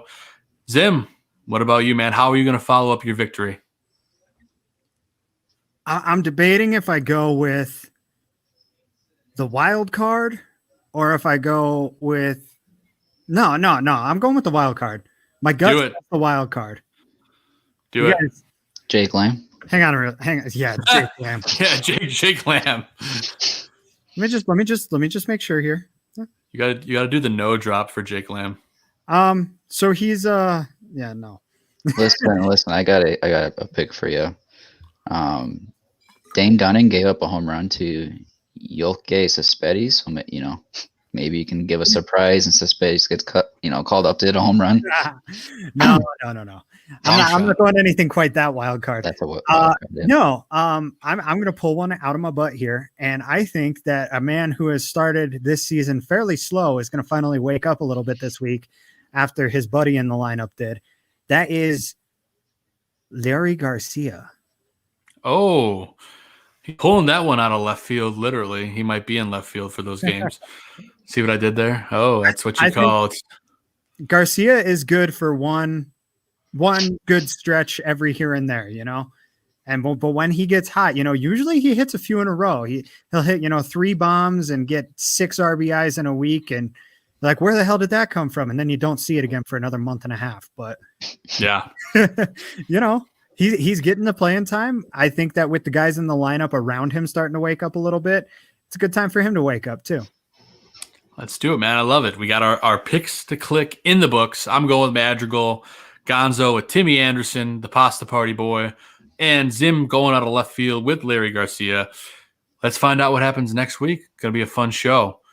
And while we're talking about next week's show, I'm just drawing a blank here, Gonzo. I'm just losing my brain. I'm trying to go too many places at once. But anyway, I'll tease next week's show a little bit later, so we'll keep the suspense on. And we'll talk about our guests a little bit later. So don't worry about that right now. We're going to move into our next segment to keep the show moving. We're at 1 hour and 20 minutes. We have Dan and Aldo Bear their souls coming up at 10. Let's keep on chugging along. White Sox Weekly is coming up in our segment, and we're going to talk about the week coming up. So here's our intro for that segment that I said the name before I was supposed to.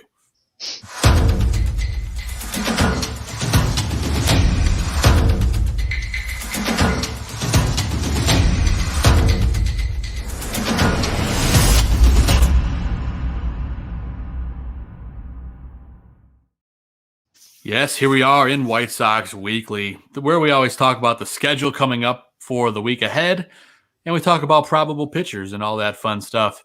We were supposed to be talking about this great matchup, Lucas Giolito versus Eovaldi, in what's going to be the game of the week. Well, not so much. Unfortunately, that turned into a shelling of Lucas Giolito. So now that game is behind us, we'll never think of it ever again. And now we can focus on the road ahead, boys. And here it is. You get the Indians tomorrow, 2-game series there, and then you get the Rangers for 3. And then we're back here again on Monday night. So, gentlemen, going down to Cleveland for 2, they've had some success against the Indians to start the year.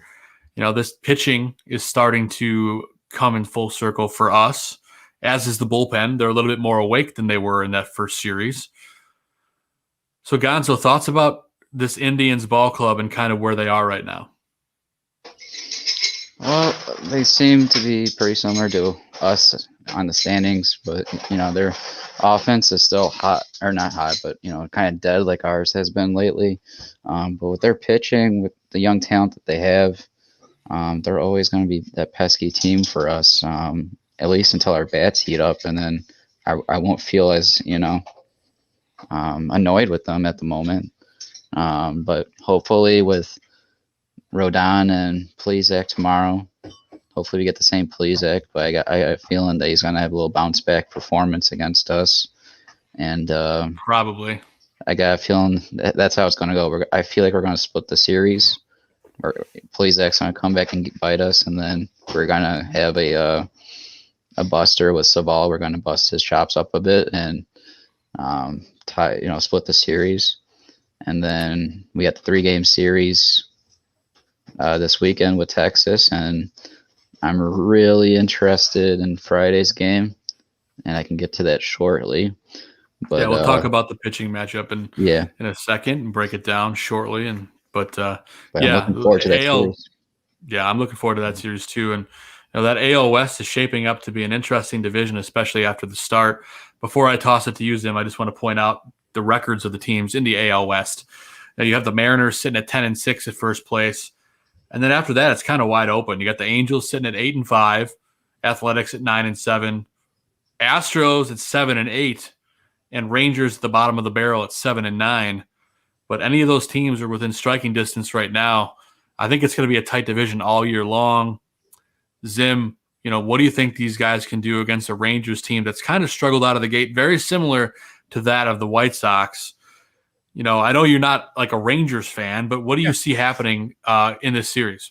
No, one of these two teams is going to get the opportunity to gain some momentum to kind of pull their season back to what they were hoping for. Now, the White Sox, they're a young team that were expected to have some success, whereas the Rangers are kind of a middling team that are expected to be around 500 from what I recall before the season. So, it's one of these teams' time to prove what they are for the year. Maybe for both of them to prove what they are for the year, but it's starting to get, we're getting through that first month of the season and teams are starting to become established and set in their ways. Right. And so this is the time where you either break out of your mold or fall into it, is kind of the roundabout way, long walk for a short drink of water there. I think, the ball tends to fly off the bats well down in Texas. I know they've got a new stadium that I haven't gotten to see a whole lot of games at.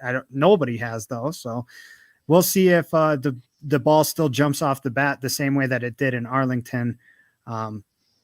It'll be a fun series for sure. I'm excited about the fact that we have, all central time zone games this week.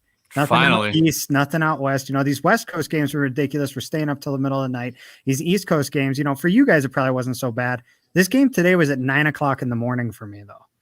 It was weird. It was weird. It was, and I know it's 11:00 on the East Coast, but it's just, it is what it is. So I'm excited to have some games that we should all get a chance to actually sit down and watch and really get a feel for, not just these divisional games coming up, but this opportunity that the Sox have to take advantage of a team that is probably performing about how they should while the Sox are underperforming. Oh yeah, man. I'll be sitting poolside, soaking in some sunshine on my little vacation this week. And I have the MLB Game Day audio app. I'll have my soundproof headphones on, listening to, hopefully DJ and Len Casper. DJ's been under the weather, so Connor McKnight has been filling in for him on the radio broadcast. So that's been interesting. Connor's great. I just, I'm so used to hearing DJ, right? So I'm excited to see if he can come back. I know he's a little under the weather, so Darren Jackson, hoping you come back healthier than ever. Excited to see you back soon. I just gave a shout out to the radio crew. I love it. Support all avenues: podcast, radio, television, you name it. We're going to talk about it. Greg Bragg's in the house, my old co-host on Chi Fans in the Stands, now the host of Bragg's in the Stands. Central Time Zone is by far the best time zone, and it's not particularly close. That is right, Greg. What's up, buddy? I got to defend agree? my mountain time zone. I got to defend my mountain time zone. But here's the thing. It's not central, though, Sam. But being where we are, right, the West Coast stuff isn't as late. It's only an hour off. And the East Coast stuff, usually they start it, with Central in mind. And Central's only an hour off, too. So I got to say, I think we get the best of both coasts here in Denver. We'll agree to disagree, my friend. That's okay. But we talked about White Sox schedule coming up. Let's talk a little bit about the projected pitchers. As we mentioned, we're a little off right now in terms of, Lynn going to the IL. But you've got our buddy Carlos tomorrow, who's 2-0 with a 0 ERA and 16 Ks, by the way, going against Zach Plesac, whose ERA is not friendly. But then again, he's got a lot of talent and can bounce back anytime. Gentlemen, Do you think the bats can stay hot in this one? I think they can. I hope that this is what kickstarts the offense, because I feel like we've been a roller coaster all season long. And I'm looking forward to this matchup, and I'm looking forward to a game that we don't give up 6 runs in the first inning, right? Yeah, I mean, what a reaction. Thank you, gentlemen. Thanks for coming tonight to my Tech Talk. With this performance tomorrow, we have to see, how Plezak looks going into that game, because you can just tell from the last week's start against us that he didn't have control of his off-speed pitches and his fast. You can catch up to the fastball. I mean, that's half the battle is hitting the fastball. You just don't know what you're going to get, and same goes for Savall. I mean, Savall really looked good last week's performance as well, but he's a guy that we've faced in that shortened season and had our battles that we won and battles that he won in that season as well. But yeah, for a really quick little, I've been looking at the standings as we've been talking, and Cleveland's 1 game ahead of us as early as it is. So this would be great to catch up to the Royals and try to get a grasp of first place. And I'm with you, man. When we go out to Texas is surprisingly last in the West, and a team in Seattle that we went to go beat up a little bit, they're in first place in the West right now. So just gives you a little perspective of where these teams are at. And I know Zim's kind of, a twitch ahead of us on kind of sometimes overreacting, but really a guy like me, I need another month of this season before I get really firm grasp of, where these teams are at really. Just until, I feel like mid to late May is when you really get a good definitive look at a team to see them shake that rust off from the spring and for the arms to get stronger and the bats start cooking. No doubt, man. And Zim, what are the odds that Carlos's ERA stays 0? 100%. He's going back-to-back no-hitters. He's all confidence right now against a team that just got beaten to the ground by him. No, or do you think he actually gets the perfect game this time? Yeah, right. No, I'm just kidding. Like, we'll see what happens. He's got to be riding high, right? And at the same time, Plezak, knows he just got rocked by this team. Yeah. So both of these guys are kind of on opposite ends of the spectrum and having to face the team that it just happened against. So it's going to be kind of interesting to see how that plays out. I don't remember a situation quite like this happening to our team in recent memory. So I'm kind of excited to see it. It's kind of my game of the week. And I know it's early in the week, but I don't know if we're going to do a whole lot better than it at this point. Yeah. I was going to say, it's not my game of the week, but I just hope you didn't jinx us there by saying that Rodon's going to go out there and throw another no-hitter there. I have no expectation of him to do that. I do expect him to stay hot. That's all. Like we talked about before the season, one of the things that we talked about with this pitching staff that I mentioned specifically, and I know you guys seem to agree with, was the confidence of these guys. Confidence goes a long way, especially with these guys in the back half of this pitching staff. And I've talked about this, I think we've done 5 shows, including today and the emergency show. And so I think I've talked about the confidence of these pitchers on 4 of them, right? That's how important I think it is for these guys. But you see the confidence not only with the stats that we saw from, what was it, Chuck today on Twitter, right? With us having the second best great timing, rotation and starting rotation and bullpen, which I mean, even with today, it's not going to change that all too much. Yeah. But yeah, I mean, we've talked a lot with Rodon with tomorrow's start, but it's going to be interesting to see what happens on game 2 on Wednesday with who's going to get that opportunity to be on the bump to go against Savall. But yeah, Joe, I'll let you go into getting us ready for Texas.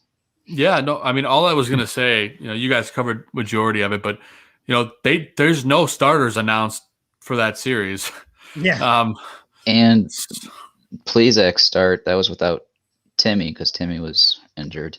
Oh, that's true. Was just put on that the is IL. true. Yeah, so that was a hot game without even Timmy playing. So that's a good point. But it's interesting that there's no projected starters yet. That means obviously they're still figuring some things out internally. So I think that's the number one thing we got to watch is our starting pitchers, and I think you're going to see the bullpen step up big time this weekend. I hope so, just because they've been, for as much flack as they've gotten, I feel like this bullpen has been way better in the last week and a half than they were when the first start of the season. So I'm seeing growth out of them. It's a long year, so I'm not hitting the panic button. But most of all, I'm just excited to see these bats go against some pitchers that they're not going to see a lot this season, right? It's not like we're going to play the Rangers a million times. I don't know exactly how many there are, but I'm looking forward to see them play the Rangers. So that's what I'm looking forward to most. And as you can see here on the bottom, coming up right after this segment, we're talking our favorite sports video games of all time. And we're going to get into that just in a second here. But tell us in the chat, what is your favorite sports video game of all time? We'll put your comments on the show, and we'll tell you what ours are. So before I get out of here, my final thoughts on this series, with the Rangers coming up, I think, and I know I said it in my pick to click, so it's not like it's a spoiler, but I think Nick Madrigal is going to have a great series here. I think Nick is probably going to have between 4 and 5 RBI for the week. I expect him to get his first home run. I don't think he's hit a bomb yet this year. So I'm going to go ahead and call it right now. And Nick Madrigal hits his first home run of the year in this series. First home run of his career. He has not hit one yet in the bigs. He didn't hit one yet? Nope. Wow, thanks for dropping the knowledge, Zim. I appreciate it, man. I'm proud of you, bud. That's when you lean in and you go, "You're welcome." I appreciate it. I really do. So that not only that, he's going to get his first major league home run this weekend in Texas. I feel good about it. My pick to click, just because I said that, I've absolutely jinxed Nick this week. So I apologize in advance, but I just have a strong feeling about it. So that's where I'm going with this weekend series against the Rangers. I'm excited to listen to some Sox baseball when I don't really have to worry about anything else when I'm on vacation. But gentlemen, before we move into our final segment of the day, any final thoughts on these upcoming series or any last minute thoughts about the White Sox in general? Yeah, no, I just want to throw it up there for our listeners, people in the chat. So basically we got Tuesday, Wednesday in Cleveland, off day, Friday through Sunday in Texas. Where we got full capacity for these games. And I like where Joe's thinking with the launch pad on possibility of Nick Madrigal getting his first home run, but he also got his first triple today, so we know his speed is there.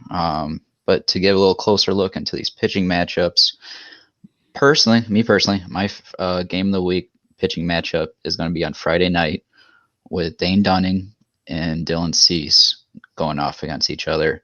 I think that's going to be a really great game to watch. Saturday is I like the Sox chances on Saturday as well as Friday, but Saturday is Kirk Gibson versus Dallas Keuchel, I believe. And Sunday, I forgot the guy's name on Sunday for Texas, but Giolito will hopefully get his bounce back performance. So I really like the odds going into the weekend for the Sox. Yeah, and me too, man. Dan Dunning's been really hot for Texas, so yeah, I know a lot of people today are putting up there on forums on how we lost the trade with Lynn getting injured, and I'm just like, where were you guys at for the home opening shutout? And you can't have that conversation yet. Good Lord, that was annoying to see. Yeah, you want to talk about overreactions. At least I'm not that far with it, That's why I give you a lot of street cred. Yeah, and speaking of overreactions, I skipped over a segment before. We're not doing video games next. They'll be up right after this next segment. But overreactions is our topic in this week's Guaranteed Take. So this is the Guaranteed Take. All right. Our Guaranteed Take of the week. We don't need...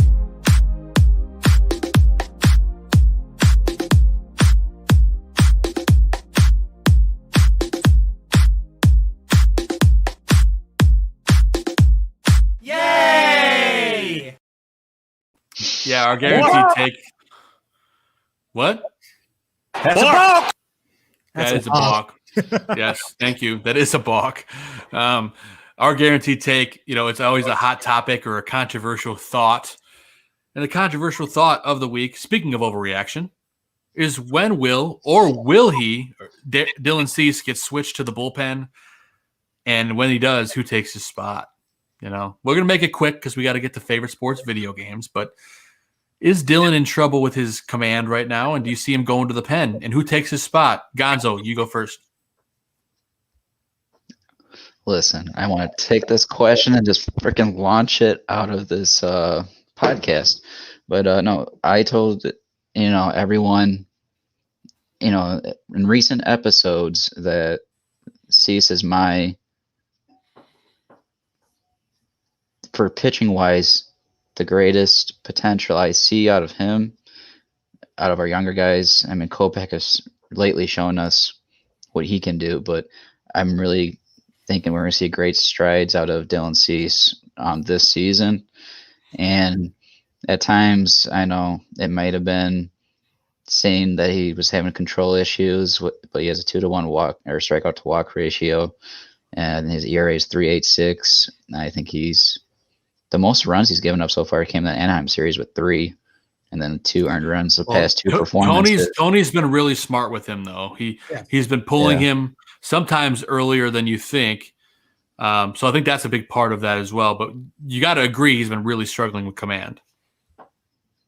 I mean, even though, like I said in the opening show with the Anaheim series, I was getting really irritated with ESPN saying like, "Oh, look how he's struggling with his control." But he retired 13 of those batters in a row going through that performance. Yeah. And when you actually look at the performances that he's had, look at the teams that he's going up against in those performances. Because when you look at, who he faced, LA, KC, Boston. KC and Boston are in first place right now in their respective standings. And who would have thought, right? They're hot team that he had to face in those moments. So I give him more credit when you actually look at the lineups he had to go up against. And he's only going to get better in my eyes from here on out. So I don't see him losing his spot at all. He would have to be really bad for that to happen. I mean, so bad as you can see right now that what happened to Ronaldo in the spring training and his expected outlook of, if he has a shot coming up, which is not looking good. If I'm throwing names like Stever and Lambert in front of him, I think it would be Rodon, but Rodon's been so hot. That's why when we go back to Kopech, I don't think Kopech's going to get a shot until one of those two lose it. And in my eyes, I don't see them losing it this season. No, I appreciate that being the Cease truther of the show. I love it. So thank you, Gonzo, for that. Yeah, I'm with you. I don't see him really losing the spot. It's been a hot conversation. I think if anyone's going to take it, I think you see Crochet maybe slip into there. But, that might be if Cease really starts to struggle even more so. But Crochet's had some struggles of his own. His velocity is down. But I would like to see Crochet get a start and see what happens there. But, I think Cease needs some time to iron it out. He's young. He'll get it figured out. That's my take on it. Zim, real quick, thoughts on Cease and if he will inevitably get put to the bullpen? Just real quick, Cease's numbers aren't anything interesting. 0-0, 3.86 ERA, 3 starts, 14 innings pitched, 15 strikeouts with a 1.71 whip. It's all pretty average. So if you're going to replace him with a guy from the pen, you got to have a guy who's at least slightly above average. He's your typical fifth starter. So does he get moved to the pen?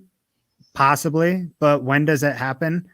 I don't think it happens until rosters get expanded, if it even happens then.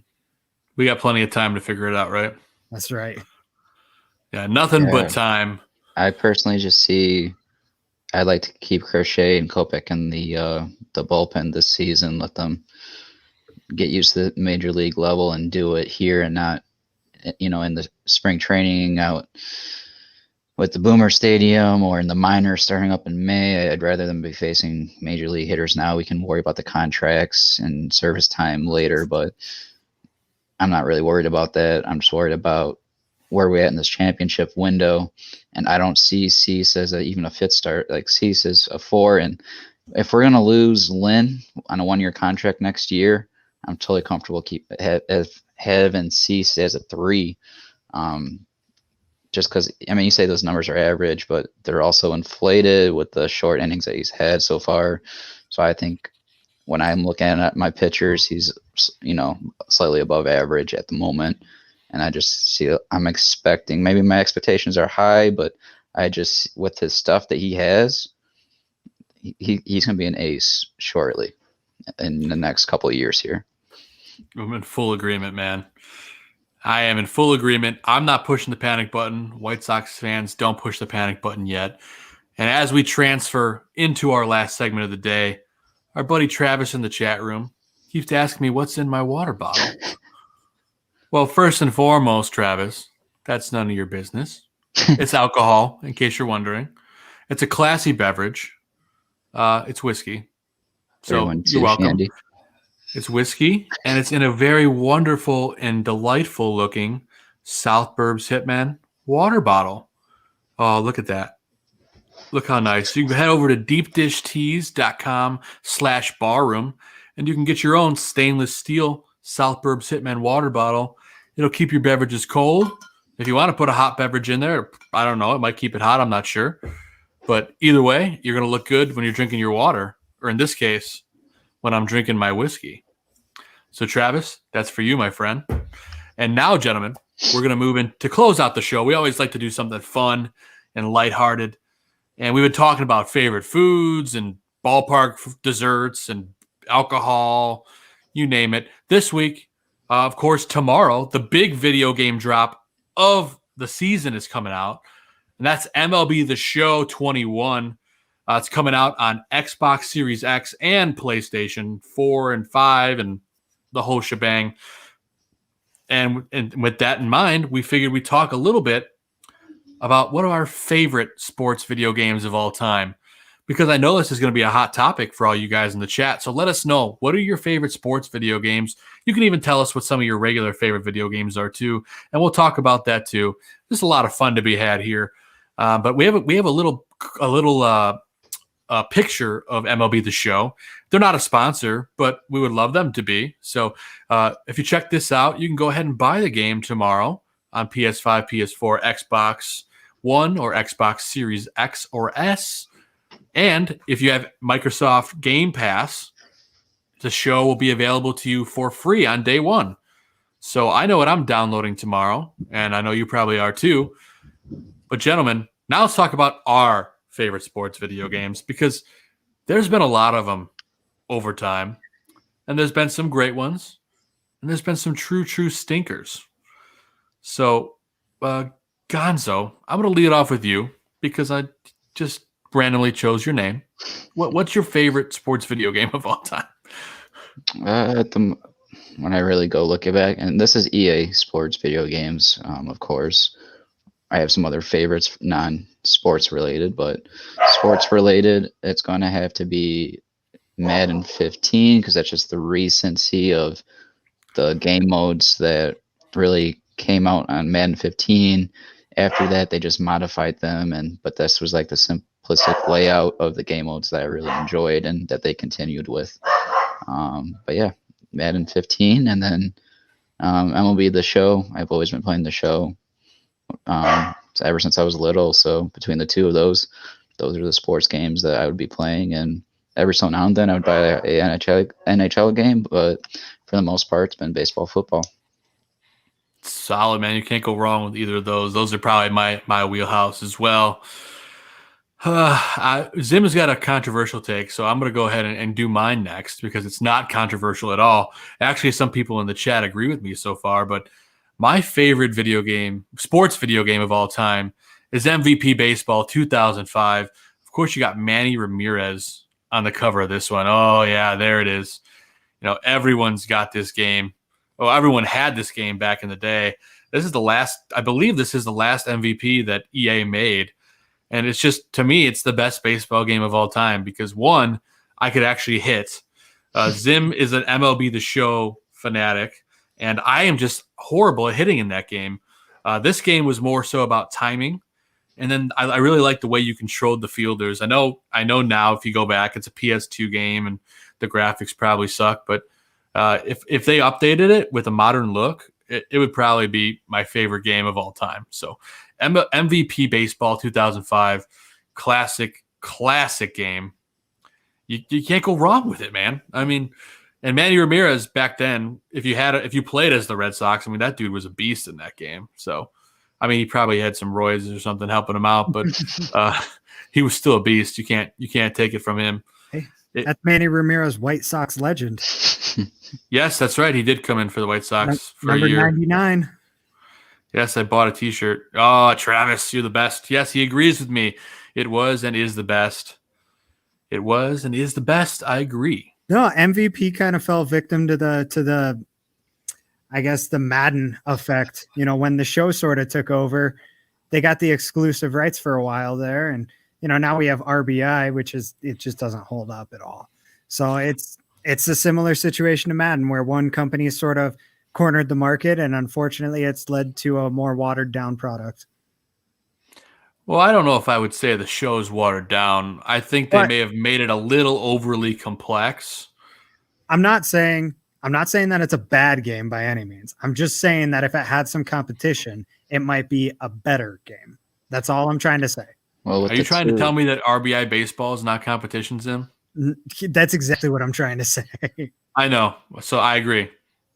Gonzo, sorry, I cut you off. Go for it. No, but I'm going to add here I saw the comment by Santiago with franchise, but how I see Madden and the show with Madden Ultimate Teams becoming that game mode that's taken off, and with MLB the show, Diamond Dynasty is the game mode to really be on and playing. But that's how I see it lately for those game modes. Yeah. It's really nice that 2K kind of listened to their community a little bit more. And even though my team is still a very lucrative mode for them as far as money being made goes, much like Diamond Dynasty and Madden Ultimate Team, by listening to the community, they understood that my player is still a very exciting game mode for a lot of people, much like Road to the Show is. And Road to the Show is almost sort of becoming stale, although I understand there's been some tweaks this year that might make it a little more interesting. But yeah, it comes and it goes, I love Road to the Show, man. I don't know why. I just love being that minor leaguer that you get to kind of work through the ranks. As you guys know, my name is Joe Mandel.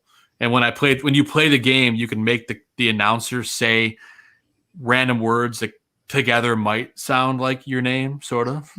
Although they might have they probably have Zimmerman for you. They have my name in there, yeah. And Chris's I know is also in there, so we probably don't have the same circle.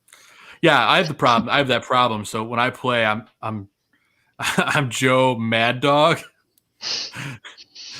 Because why not, right?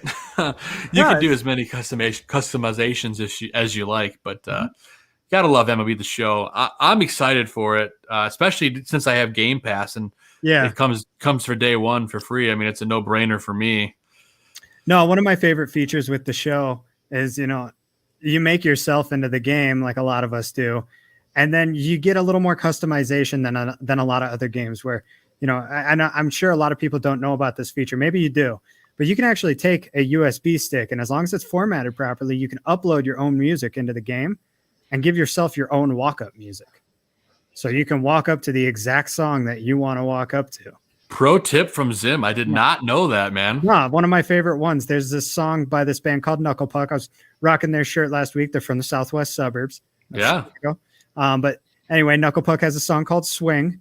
And one of the main lines in the chorus is, I swing, but I miss every time. And that's my walk-up music when I walk up to the plate. It's my own little laugh at myself. Because my last season playing baseball, I was terrible. I think I led the league in strikeouts. Hey, you're going to be like Yohan Moncada. Speaking of great soundtracks, that gets me to my favorite game now. Oh, what a segue, Zim. That's pro, man. Good job. No, you want to talk about some great soundtracks. I have maybe the best video game soundtrack, but not the best sports video, the best video game soundtrack of all time. This shaped my music taste that I still listen to. Yeah, Tony Hawk Pro Skater, the original game. Right on the back, it says soundtrack features Dead Kennedys, Goldfinger, Primus, Suicidal Tendencies, and more. And I mean, what a game this was. what a game this was. It completely redefined the sports game genre. And I don't know how many people remember all the knockoffs that came from it. You know, you had Kelly Slater's Pro Surfing, Shaun White's Pro Snowboarding, was it Matt Hoffman's Pro BMX, which later turned into Dave Mira's Pro BMX. I think they even had a Travis Pastrana Pro Motocross game at one point. They sure did. Yeah. I mean, all the different, I'm surprised they didn't have a scooter game at some point. You know, it was just, this was the game that I think a lot of us spent so many hours crowded around. And the cool part to me was that it was so simple to play that, you know, my dad, who had no interest in skateboarding, could sit down with me and just play this game for hours at a time. And yeah, it was such a fun game and so easy to waste so much time with. And the franchise took off, and I probably played more hours of this franchise than just about any other until I hit high school. See, it's a hot take. I told you it would be, and I love it. And Zim, I'm going to play a chunk of music, and everyone out there that's ever played this game is going to know exactly what it is. A little bit of Superman from Goldfinger. Ready? Here it comes. Ready?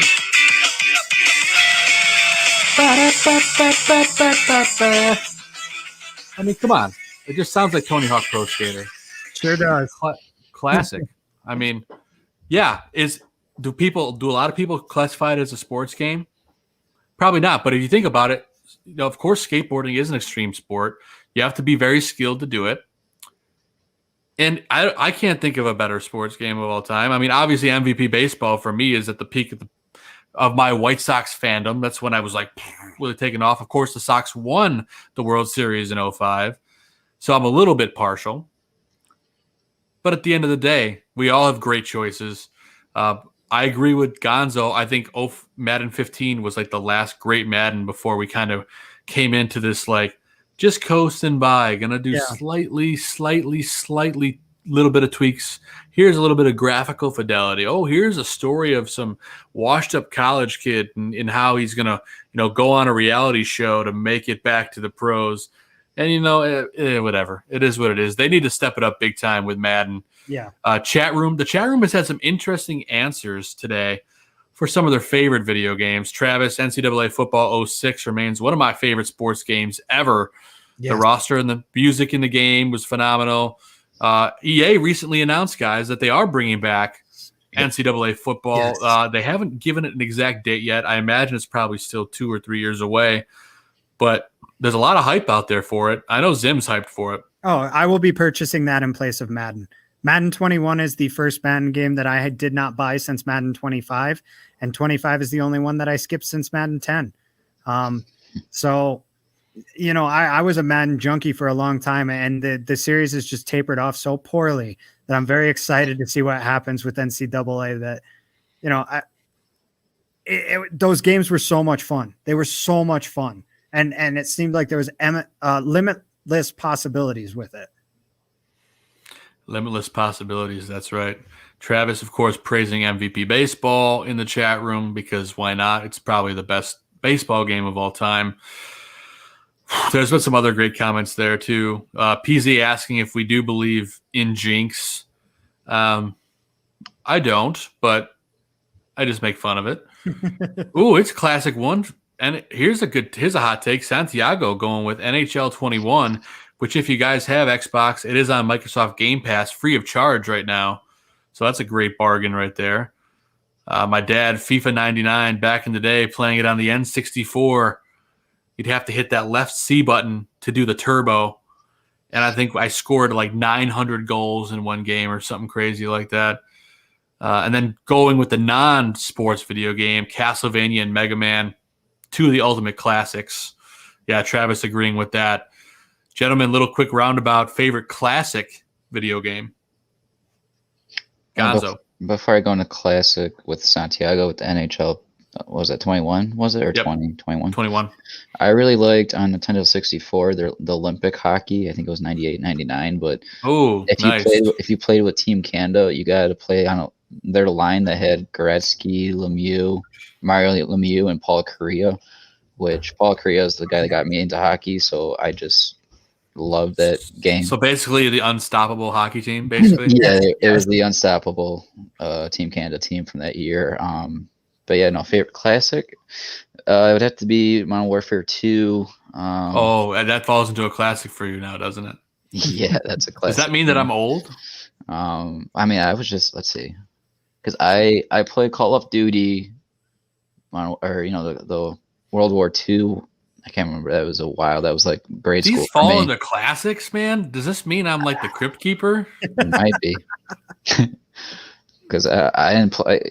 Like I did Call of Duty in grade school, but then I didn't get to Modern Warfare until 2 came out, and that was 8th grade, freshman year for me.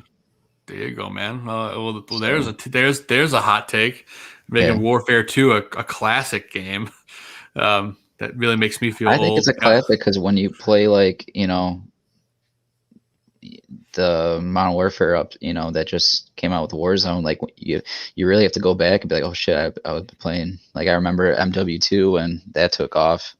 So would Halo be a classic video game then? I imagine so, because if you break down the generations, like I'm just clarifying. If one is a classic, then therefore the other must be. If you say yes to both, then I accept your logic. Mm-hmm. All right, that's fair. All right, Zim, what do you got? Okay, since we started the NHL talk, I just got to throw out NHL Hits. Phenomenal 3-on-3 hockey game. Oh, yeah. It's from the same guys who made the NFL Blitz and the NBA Jam games. A lot of fun. Again, another game my dad and I sunk a lot of hours. Was it Midway, I think, right? Yes, it was Midway. The Avs were like unstoppable on that game because they had Forsberg, Sakic, and Blake as their, it's 3-on-3 hockey, and those are your 3 guys. It's hard to do better than that. And you had Wah as your goalie. Ugh. Anyway. Now, Joe, when you mean classics, they're going to be like Space Invaders or... Yeah, I want to know how far back you're thinking for classics. Okay, I mean, it depends on the genre of game because, like, I didn't really have a criteria. I know I'm thinking like, I think everyone's criteria is based on their age, right? I'm thinking more like classic NES games, but you know what? Classics is open for interpretation. That's the beauty of this conversation. Mine's obvious for people who know me. It's Pokemon. I am a Pokemon junkie. That is it. I get a lot of sideways looks from the sports community because I love it so much. But at the same time, the Pokemon community gives me a lot of sideways looks for how into, the Chicago White Sox and the Chicago Bears I am. So there you go. But you can kind of give it back to people just because of like the popularity of Pokemon cards taking off versus like baseball or like any trading cards for sports. Yeah, that's fair. I will say another classic video game that I loved, I played a lot, was it was an old Game Boy game. There you go. Hey, Joe, that's like a $40 card. You hang on to that thing. If you get it graded, actually, can you hold that up a little closer? The centering on that actually looks really nice. You might have a nice high PSA grade on that. How's the back look? Oh, your centering is shit on the back. Oh, that's unfortunate. I could see it the second you started to flip. That's unfortunate. That takes it from, a PSA 10 down to probably an 8 right there. And that's unfortunate for those of you interested in card grading. So like I said, I'm into Pokemon. That's, I guess, my own way to jump to my defense there. You're the Pokemon, Zim. No, that's not how that works, but thank you. It was a great dad joke. No, it was a nice pun. I appreciate the effort, but there was no effort whatsoever, but thank you. Just turn for the dark. I'm sorry. I was saying there's an old Game Boy cartridge that I had that I found out a bunch of my friends had, and it's like this unheard of game, the Quarterback Club. It was some 1993 like Pro Bowl style skills competition, the quarterback skills competition, whatever it was. And I remember the Bears quarterback at the time was Jim Harbaugh. But like Boomer Esiason, Bernie Kosar, I'm trying to think of who else. I think Joe Montana is still in the game. I could be wrong on that. He might not have lent his naming rights to that game, but yeah, it's this interesting little game. It had like 4 little mini games on it. It was a lot of fun. It was like I said, it was for the original Game Boy. It's just some weird little game that I guess a lot of us had. I don't know if anybody in the chat had it, but Well, that's interesting, Zim, because I just got this thing on Amazon about a week and a half ago. It's like an old school Game Boy, but it's got every game ever made on it, pretty much. So I'm gonna have to go back through my Game Boy emulators and see if that's on there now. yeah, I'm pretty sure I've got a cartridge for it somewhere, but I don't know where it is off the top of my head. I know where all my Pokemon cartridges are, though. You do now. Of course, Well, that's good. No, I was looking around when you asked classic video game because, I must have just taken off. I usually have something Pokemon within reach of me at all times in my home, but I just took it to work for my new work desk that I got. No worries, man. But which Pokemon game, before I go into mine, do you have a pick? Do you have a specific game, or are you just going to say Pokemon in general? If we're talking retro games, so we'll consider that, I don't know, first and second generation, because those are the two original games. It would probably be Crystal version. If you made me pick between the original two games, they're basically the same game. I like the Pokemon selection. For those of you who don't know, there's exclusives in each game. They are slightly different. Red is different from blue, just ever so slightly.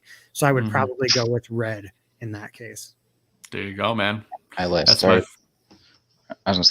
playing Diamond. That was the last one that I last. Hey, they're remaking it. It's coming back out for the Switch if you got one of those. I just got one. Look at that. For the girlfriend. The Pokemon guy is going to tell you all about Pokemon. I love it.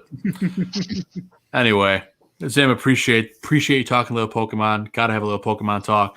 Now I'm going classic NES. Really, I have 4 games, but my top number 1 game of all time is the game that I could not beat for shit when I was a kid. Ooh, what's Zim's mouthing in his mouth? Were you going to say Legend of Zelda? No, I was not, actually. Oh, okay. Awesome. Legend of Zelda was never one of the games I really got into, so I that's a whole nother conversation. But my number 1 favorite classic NES game was Mega Man 2. I was all about Mega Man 2, man. I thought it was the coolest. I thought the robots you had to go destroy were awesome. I just love the music. So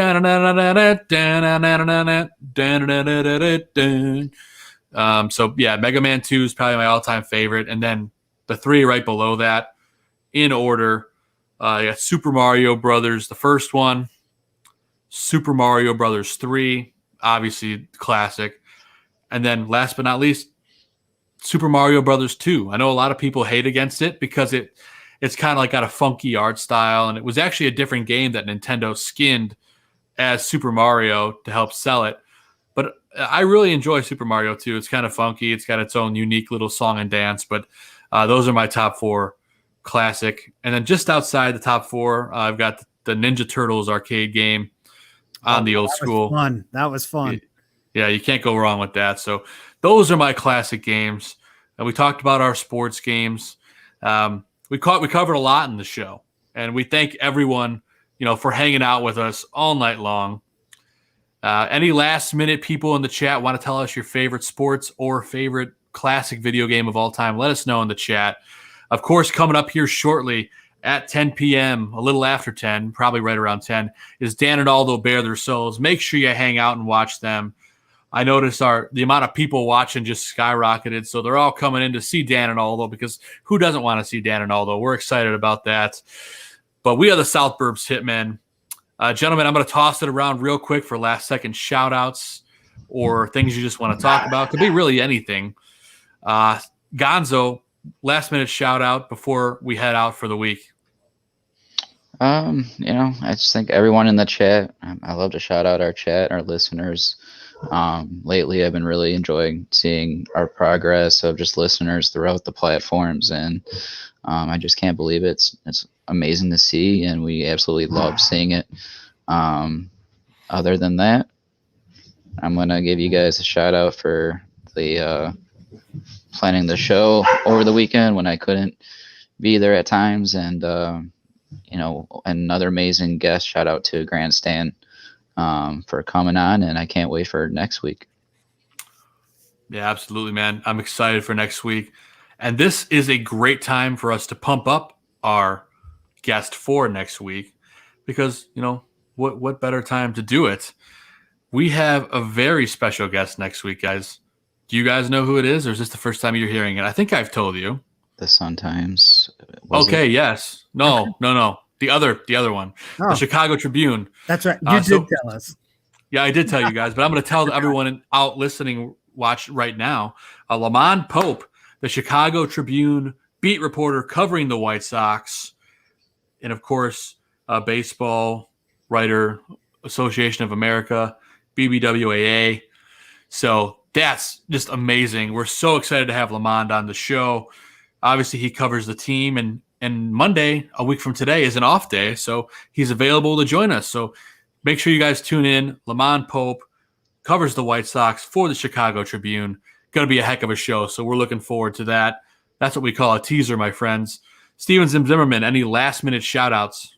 Yeah, I want to thank Grandstand for coming on. That they were awesome. And, speaking of small businesses, local businesses, shout out to my family's place, rocking their merchandise tonight. If you guys are ever in the Denver area and need a good hot dog or Italian beef, you let me know and I'll get you to the right spot. Why don't you go ahead and say the name of the restaurant, Zim? Our restaurant is called Chicago Style Beef and Dogs. Follow us on Twitter, and I think on Instagram is the same tag. I'll have to double check. We'll talk about it on a future show. I promise. We'll for sure on it. But I believe it's CHGO Colorado. All one word. So CHGO Colorado. And then another shout out to a small local business. Shout out to my local liquor store, Tipsy's, who started carrying these bad boys recently. Malort. Yeah, I can't see. That's a nice little Malort shooter right there. And are they more expensive than I would care to pay for Malort? Absolutely. But is it Malort in Denver, Colorado? Absolutely. I'm stoked about it. So get to show my friends the worst shot on the planet now. Yeah, it's definitely the worst shot on the planet. I cannot argue with that. If you haven't had Malort, anyone out there, if you've never had Malort, it kind of tastes like it's like absinthe mixed with ass. Yeah, that's pretty accurate. Or like rubbing alcohol that you put in like a bowl, but you also put like all the lint in your pockets in there, and then you blow like some sawdust in there, and you maybe drop like a petal of a flower. I think, and it's kind of like moonshine, but it's not good. That's pretty accurate. They claim it's a floral taste, but maybe rotten flowers. It's a Chicago experience. That's a great idea. We should do a shot. We should all do a shot of Malort on an upcoming show. So I think we're going to have to make that happen. Yeah. Absolutely. And any listeners and viewers out there, you're going to have to meet up with us at a ball game at some point in the near future. We'll go to a local brew house. Maybe we'll go to like Cork and Carry by the park, not too far from the ballpark, and take a shot of Malort, something like that. We're going to have some fun with the season coming up, but that's a ways out. Like I said, I'm going to do my shout out real quick and we're going to get out of here. Are you done with yours, by the way, Zim? Yes, absolutely. Go ahead. Okay.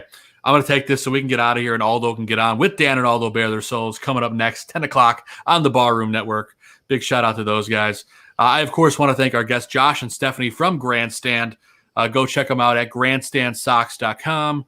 Hit them up on social media or go on down to the store on 35th and Wallace, about 3 blocks away from the ballpark. Huge shout out to them. Great interview on the show. And besides that, I just want to shout out my wife. I love you as always. And my dog Maverick. He's away on vacation with his pops and Glamma. And we get to go enjoy a couple sunny days in Florida. So shout out to my baby dog and my wife. I love you guys. And a huge shout out to all of our listeners here at South Burbs Hitmen. We love you guys. You're what makes the show. Your comments, your interaction, it just helps us have a lot of fun.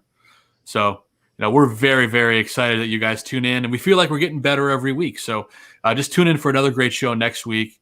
Absolutely love it. Don't forget to support us. If you love the show, head on over to deepdishtees.com/barroom. Check out our swag. You can get a South Burbs Hitman hoodie. Gonzo's got the shirt on. There's hats. There's a lovely water bottle here that I have filled with whiskey.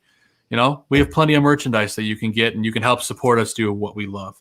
So at the end of the day, we love you guys for listening. If you haven't subscribed yet on YouTube, please subscribe to the Barroom Network. Download our podcast. You can subscribe on YouTube or on, you can subscribe on Apple Podcasts or on Spotify, or find it anywhere podcasts are available. This podcast will be up very shortly after the show.